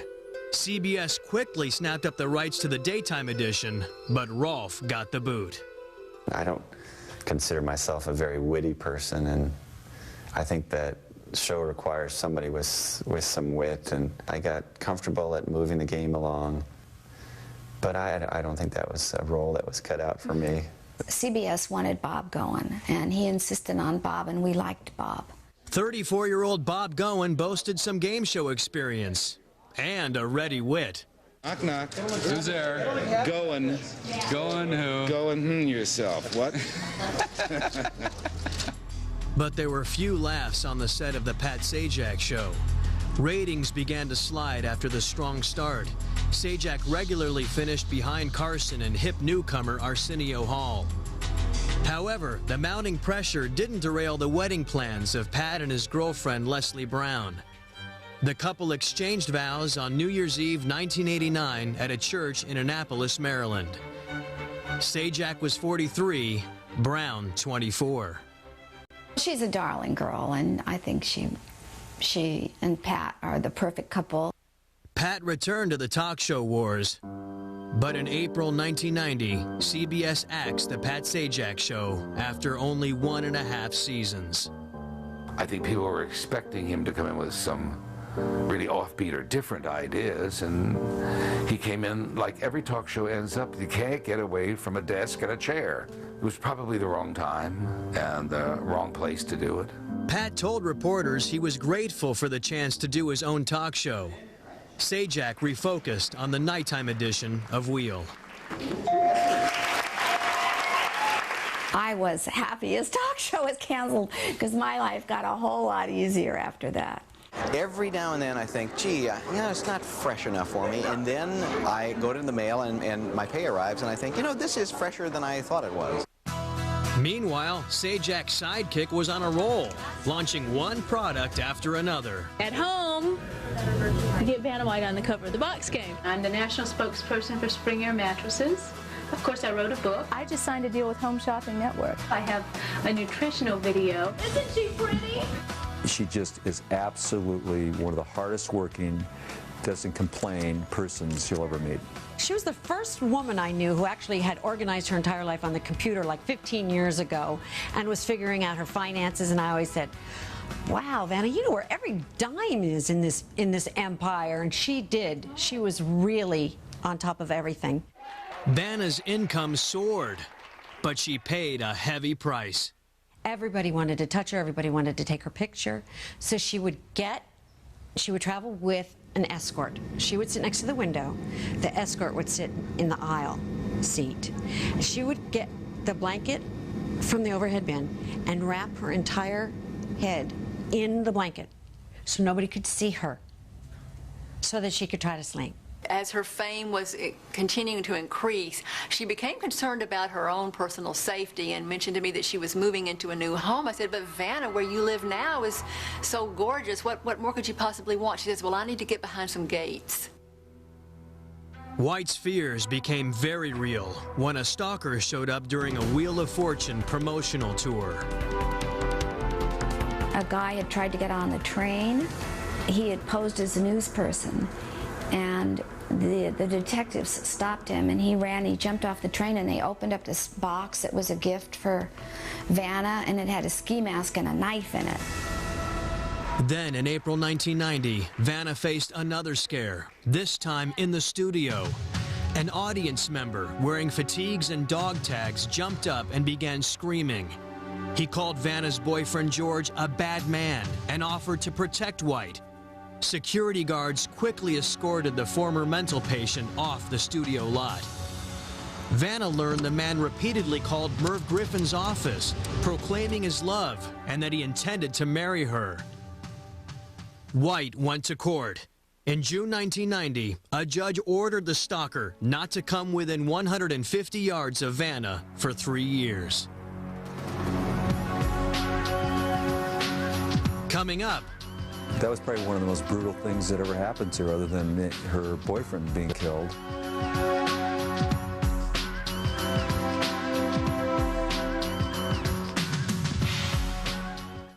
Sunday, June 19th. $1 Million Smile? Check. She's not afraid to look goofy and still be real. Famous Friends? Check. People want to see her all the time, you know? She's very cool. Personal Turmoil? Double check. She fought back and protected herself. Jennifer Aniston, America's Sweetheart. All new Sunday, June 19th. How much difference can shampoo and conditioner really make to frizzy hair? It's doing my hair how I want to, not how I have to. Make a real difference with Frizzy shampoo and conditioner. It works beneath the surface of your hair, so it's frizz-free from the start. From the professionals at John Frieda.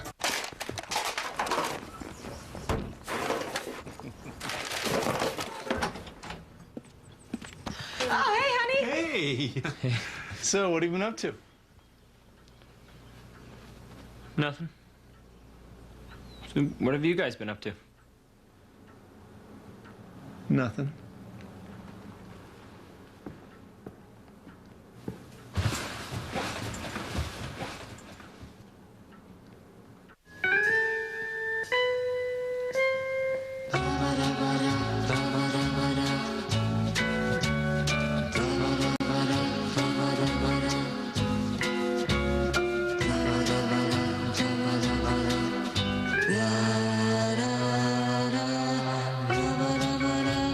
Drinking water makes your whole body more beautiful. So make your body happy. Drink more water. Aquafina. See this little gem? It's Trona, a natural versatile mineral. In the earth, the sea, and one of the best natural air fresheners on the planet. Because Trona Refined is Arm & Hammer baking soda, the earth mother of all household deodorizers. In a fridge or freezer, it freshens air. The spill-proof box naturally absorbs odors so food tastes like it should. Replace in 3 months, used to sweeten drains, not a cover-up. It doesn't even have an odor. Get the shaker, just sprinkle and vacuum. Freshens carpets, sofas, pet places, and dump in kitty litter, diaper pails, garbage pails, store in lunch boxes, coolers. A cup in your wash will deodorize clothes and boost your liquid detergent's cleaning power. Got something stinky? Get Arm & Hammer baking soda. It's like fresh air in a box. There's next to nothing that can't deodorize, naturally. It'll even save you money. Call 1-866-644-SODA or click on. Get lots of money-saving coupons on lots of different Arm & Hammer products. Call 1-866-644-SODA. Call now while you're thinking about it, or click on armhammer.com.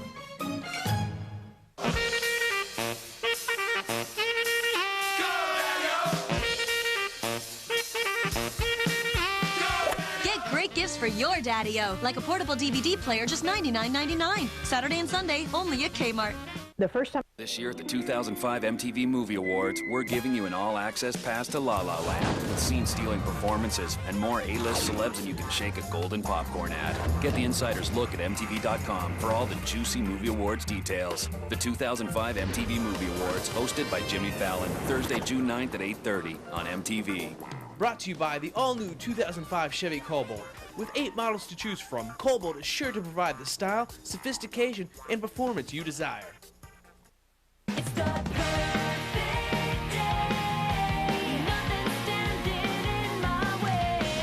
Beaches, Turks and Caicos, the last of the true exotics where parents get their own getaway and so do the kids. From dining to diving, Pirates Island to Fantasy Island, the characters of Sesame Street to the streets of Paris. It's perfect. Book now for great savings. Call your travel agent or 1-800-BEACHES, a proud sponsor of Sesame Street.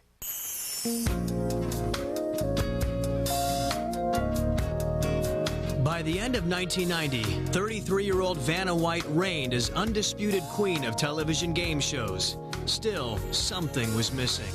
But she always wanted to get married, have children, live happily ever after. That was always her dream. Vanna, George! Vanna's boyfriend of 3 years, 44-year-old restaurant owner George Santopietro, stepped up to the plate. In late December, Vanna's manager made arrangements for a last-minute wedding in Aspen, Colorado. My hair went up like a cockatiel, so I said, great. People found out about it, so all the tabloids were flying in from all over the country. It was a complete zoo.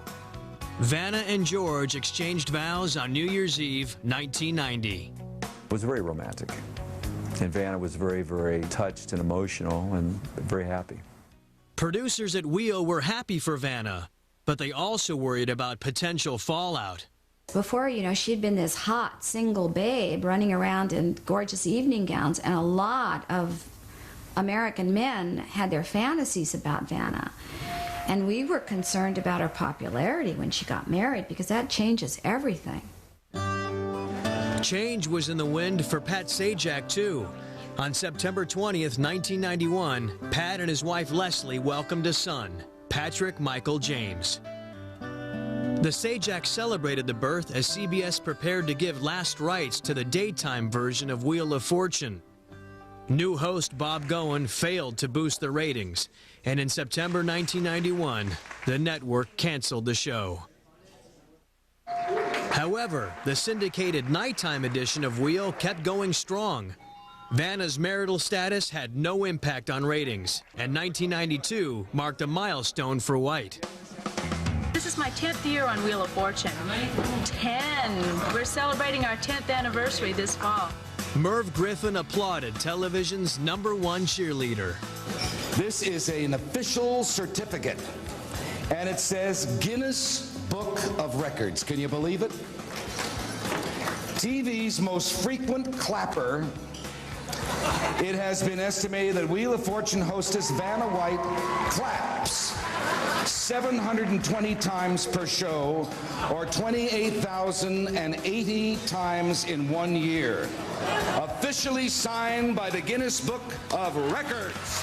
Vanna made TV history, but more than anything else, she wanted to be a mom. I think I want one of each. So the second one will count. So if I have a girl first, then I want a boy. If I have a boy first, then I want a girl. In the summer of 1992, Vanna became pregnant, but her joy was short-lived. She suffered a miscarriage. Tabloid reports only added to Vanna's pain. That was probably one of the most brutal things that ever happened to her, other than her boyfriend being killed. And, you know, that's when people start playing on that, your personal life, it just adds, you know, salt to the wound. It's just awful. I don't know how that got out there. But some things you want, you know, kept in your private life, but they get out there, and it goes with fame.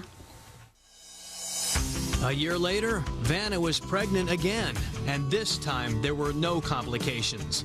White's wardrobe changed, but she kept turning those letters. We figured, hey, you know, women all over America are having babies. There's no reason she can't continue to work and look great.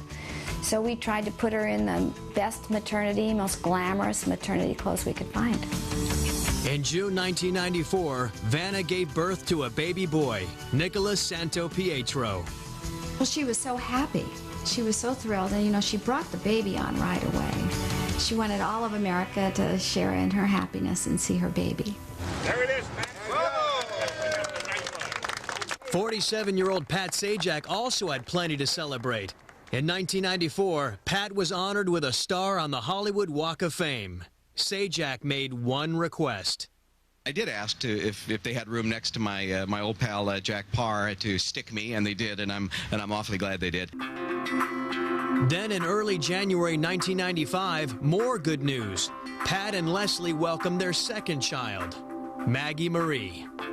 I just know that he's a wonderful dad. He is a hands-on dad all the way, so I'm sure that it's great. It's so fulfilling, and I'm sure he is just absolutely thrilled to have two beautiful children. Meanwhile, Wheel rolled on, and in early 1997, the show's big board went high-tech. I don't turn letters anymore, ladies and gentlemen.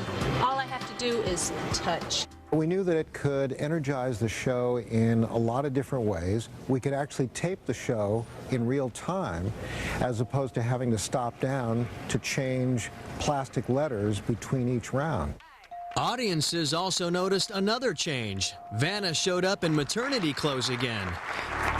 And on July 1st, 1997, she gave birth to a baby girl, Giovanna. Well, it's a combination of George and Vanna, my husband and myself, so Giovanna came out of George and Vanna. Motherhood changed Vanna in that I think it fulfilled something in her. It fulfilled that need for a family. Hey, it's NFL week. That's pretty exciting stuff, isn't it? All right. Back on Wheel, the show kept evolving. Producers brought in NFL and NBA stars for special theme weeks. Cast and crew then hit the road. Oh, we're glad to be back in Hawaii. I have poo-poos in my pocket, and I'm ready to go here. Stops included Honolulu, Orlando, Las Vegas, and Seattle. When we take Wheel of Fortune on the road, it means moving about 14 to 16 huge trailer tractor trucks. It means an investment of $2 to $3 million. It means bringing 110 people from LA, probably hiring another 100 on the road. And we love it. It just works every time.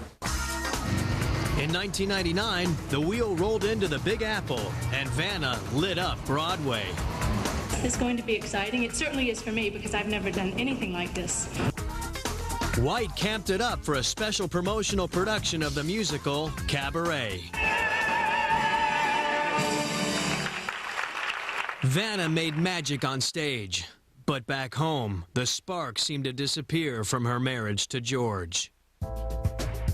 Basically, their value system was different. Vanna is a real simple girl from the South. She likes home cooking. She likes cozy places to live. She is real basic. George, on the other hand, is very sophisticated. He likes fast race cars, big places to live. He likes eating in the best restaurants, drinking the best bottles of wine, smoking the finest cigars. Vanna tried, but you can try only so many times, and then you just have to face the realization that the relationship has run its course. The couple spent more and more time apart. On May 15, 2002, Vanna filed for divorce. I like George. The only thing, my hesitancy about Vanna and George is that he never really took her work seriously. He always poked fun at her job. He poked fun at us. It was just as difficult for me as it is for anyone who goes through a divorce. It's not a fun thing to go through, but I am happy to say that the outcome is great because my ex-husband and I are great friends, and we have 2 beautiful children together, which we'll always have. Coming up, where are they now? I miss the money, but I don't miss leaving the show.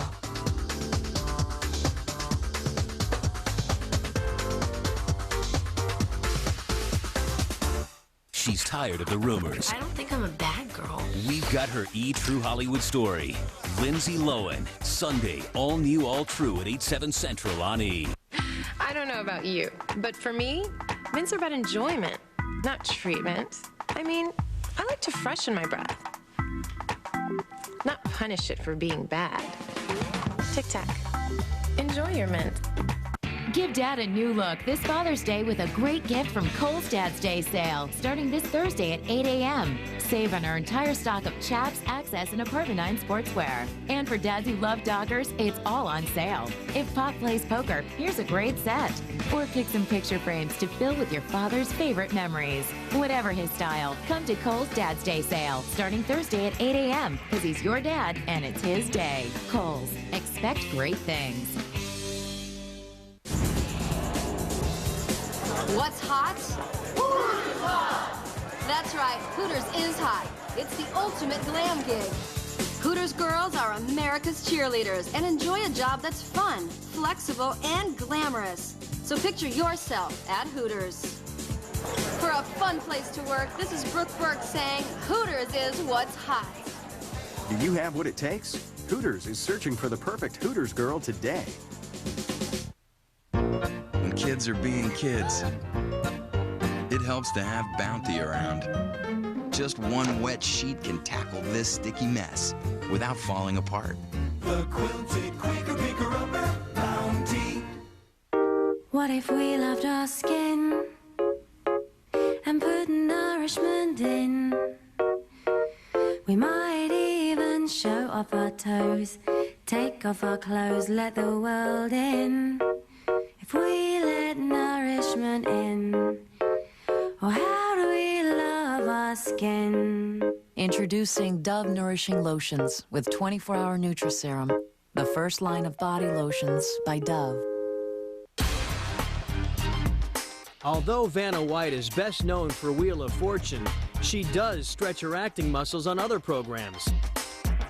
Guess which TV show featured Vanna playing herself?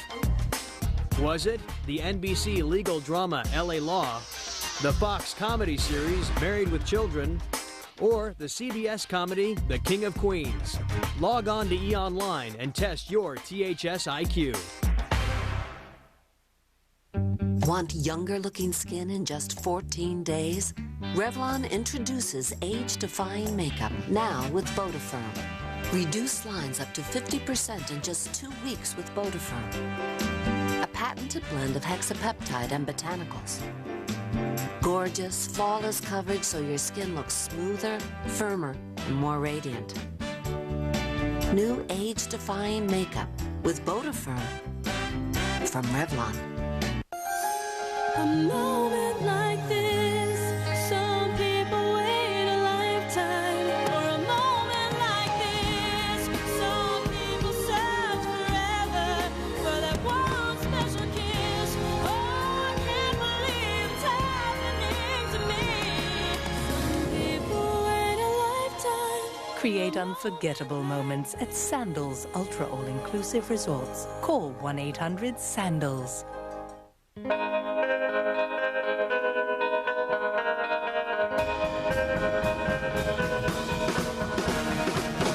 The tea leaf.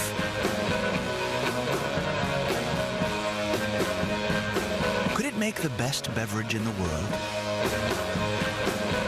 Rich in protective antioxidants. Naturally refreshing. Naturally healthy. Lipton. Tea can do that. Join the party that never ends with host Jenny McCarthy. Party at the Palms. The all-new E-Series premieres Wednesday. When? At 10.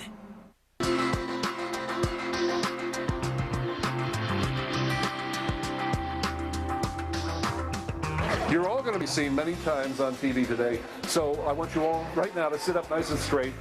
In January 2005, Wheel of Fortune joined a very exclusive club. TV shows still on the air after 30 years. Other members include 60 Minutes, The Price is Right, and Saturday Night Live. Today, the winning continues, but the stakes are much higher.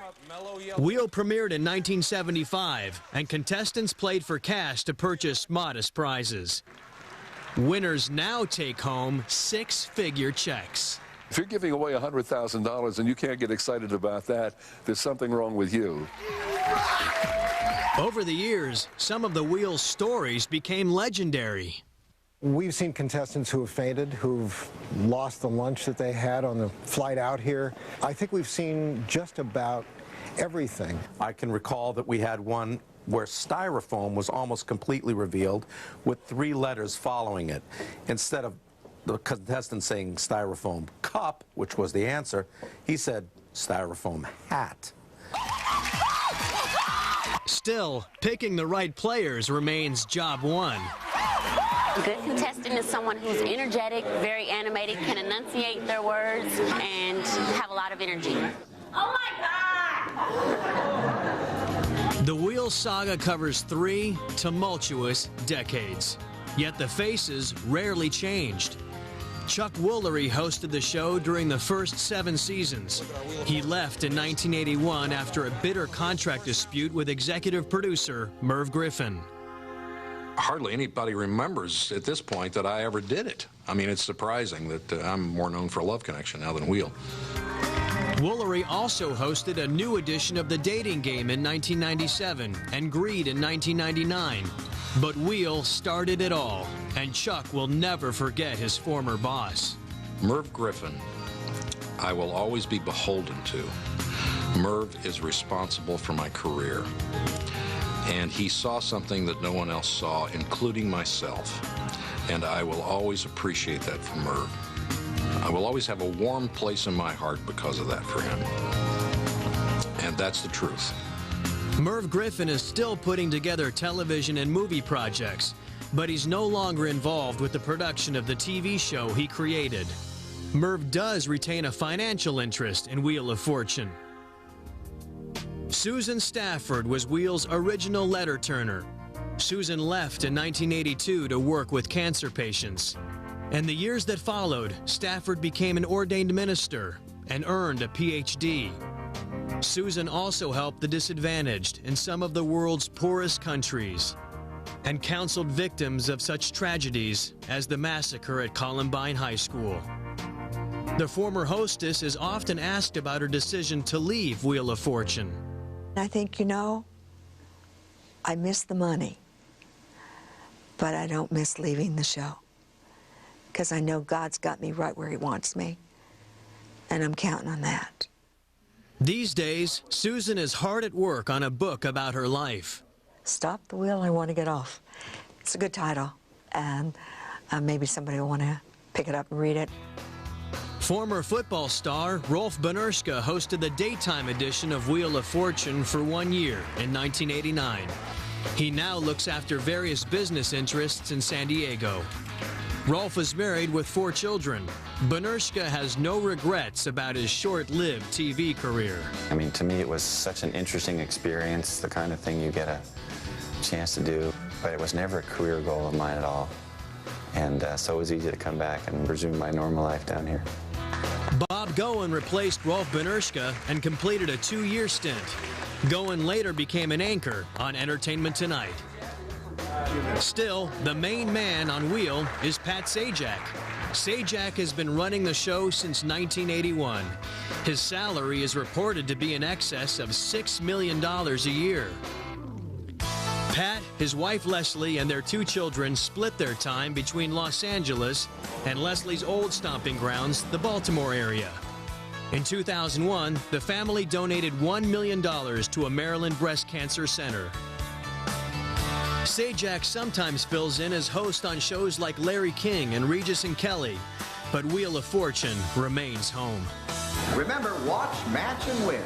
I know that Pat is the ultimate host for this show. He has a lot of respect for the contestants. He has fun. He recognizes that this is a game. Pat is doing exactly what he wants to do. Pat is one of the funniest, sharpest, focused individuals you could ever meet. And then there's the ever-popular Vanna White. In July 2004, the 47-year-old mother of 2 announced she was getting married again. Vanna's appeal is so wide-reaching and so expansive. I was on a job assignment in Baghdad, Iraq. When I received news that she had become engaged, it made the front page of the newspaper in Baghdad, Iraq. Vanna's fiancé is Michael Kay, a 50-year-old businessman and father of 2 from Newport Beach, California. No wedding date has been announced. Michael is a wonderful man, and we get along great, and he's a great companion, and I'm very happy. She doesn't brag about him, but every once in a while there's a girlfriend who has gone down. So they go on, I met him, you should see, he loves her so much, and he's so great, and their kids are great with each other. Vanna happily continues with Wheel of Fortune. In 2005, White began her 23rd year turning letters on the show. Vanna's salary reportedly approaches Pat's, around $6 million a year. I asked her recently if she was going to stay with the Wheel. And she said, yes. And I said, well, I just wondered if you'd like, more time off or whatever. She said, not when I look at my paycheck. I think that she's commented that she's going to, go on there until she even has to get a walker.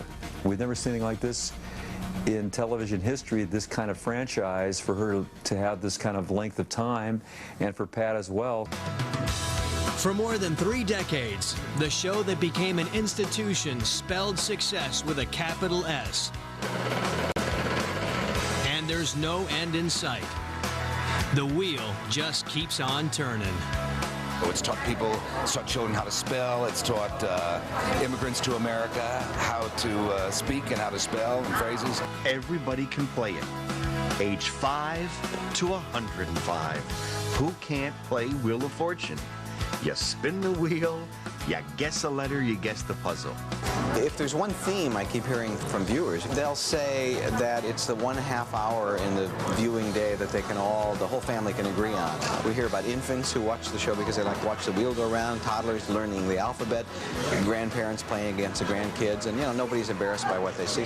It's entertaining, it's educational, it's fun. We give away lots of money and prizes, so why not watch? My fan mail ranges from grandparents sending pictures of the babies watching Wheel of Fortune, cats watching our show, proposals, marriage proposals. A lot of people write to ask me questions like, how do you stay so slim? Or, I'm thinking about getting married, what do you think? I feel like Dear Vanna. The object of the game is not to solve the puzzle first, but it's to solve the puzzle and amass money. Therefore, when you're at home, you can almost solve the puzzle almost always before the person in the studio. So you feel like a real genius while that dummy there is spinning again. I will be the first to laugh with someone who makes fun of me because it is a crazy job. But I don't want anybody else to do it. I want to do it. Only me. Nice, thank you. You're welcome. Appreciate it. She could replace me, couldn't she? You're looking good. How's this? Oh, no, she's doing that too. Go, get out of here. You can't have my job. My favorite letter is E. Thank you for watching. It's fundamentally altered our DNA. Let's not jump to conclusions. Scott! Now picture that, but everywhere. Today on Coming Attractions, fighting crime just got fantastic. Don't even think about it. Never do. Bye bye!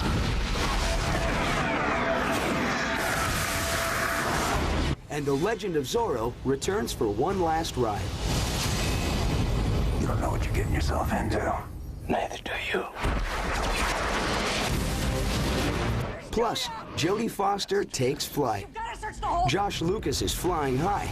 And a little chicken gets his wings. It's all right here on Coming Attractions.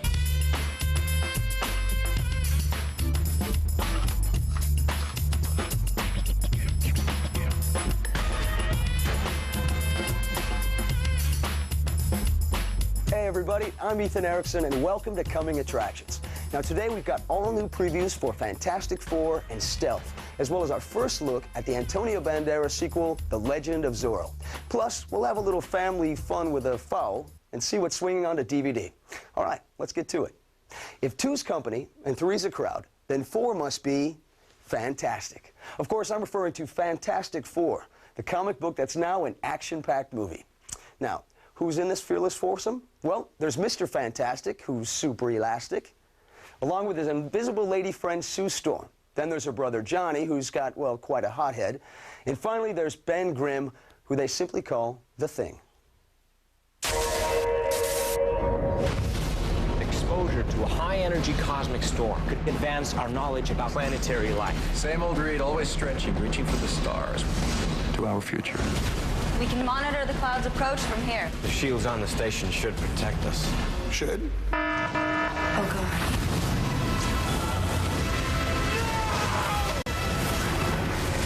Your tissue, your organs, your entire biophysical structure is changing. That's terrible news. I think I'll get a second opinion. It has to be the cloud. It's fundamentally altered our DNA. Let's not jump to conclusions. Scott! Now picture that, but everywhere.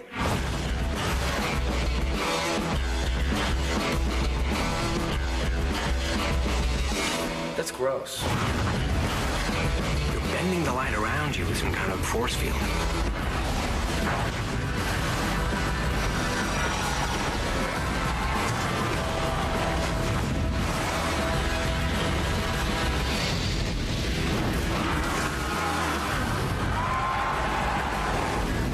Names and shots. Bartender.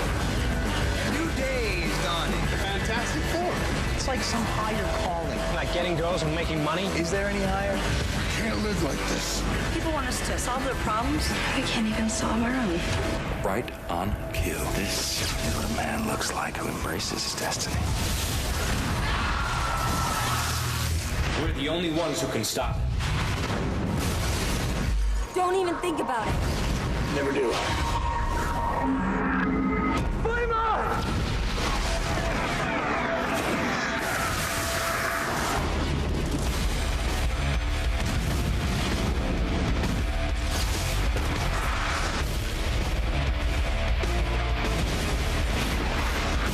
Susan, let's not fight. No. Let's. It's clobbering time.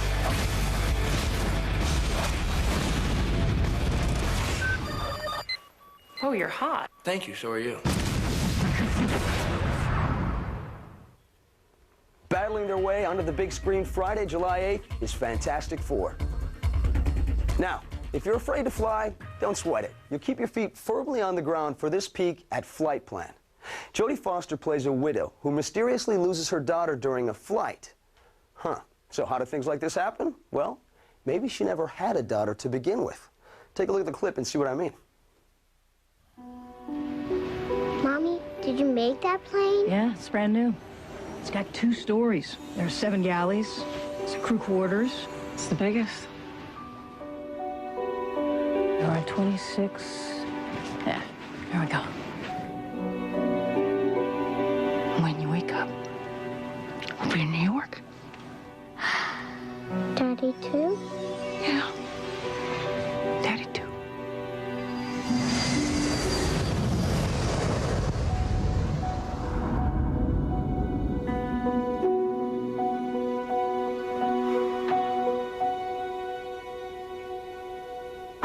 Did you happen to see a little girl go by here? No. I'm looking for my daughter. She's 6, my daughter.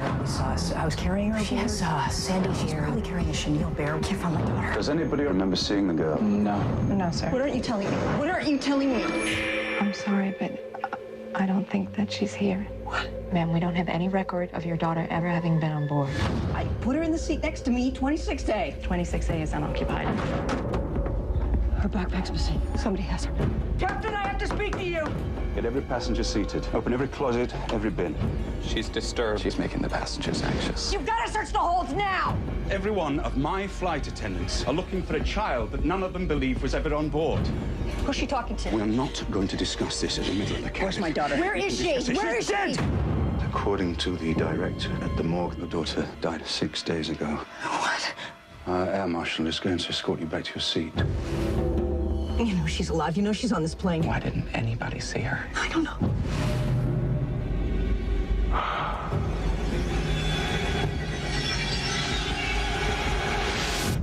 My daughter is alive.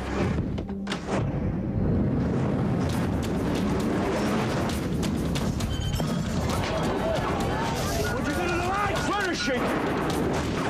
You're going to be arrested when we land.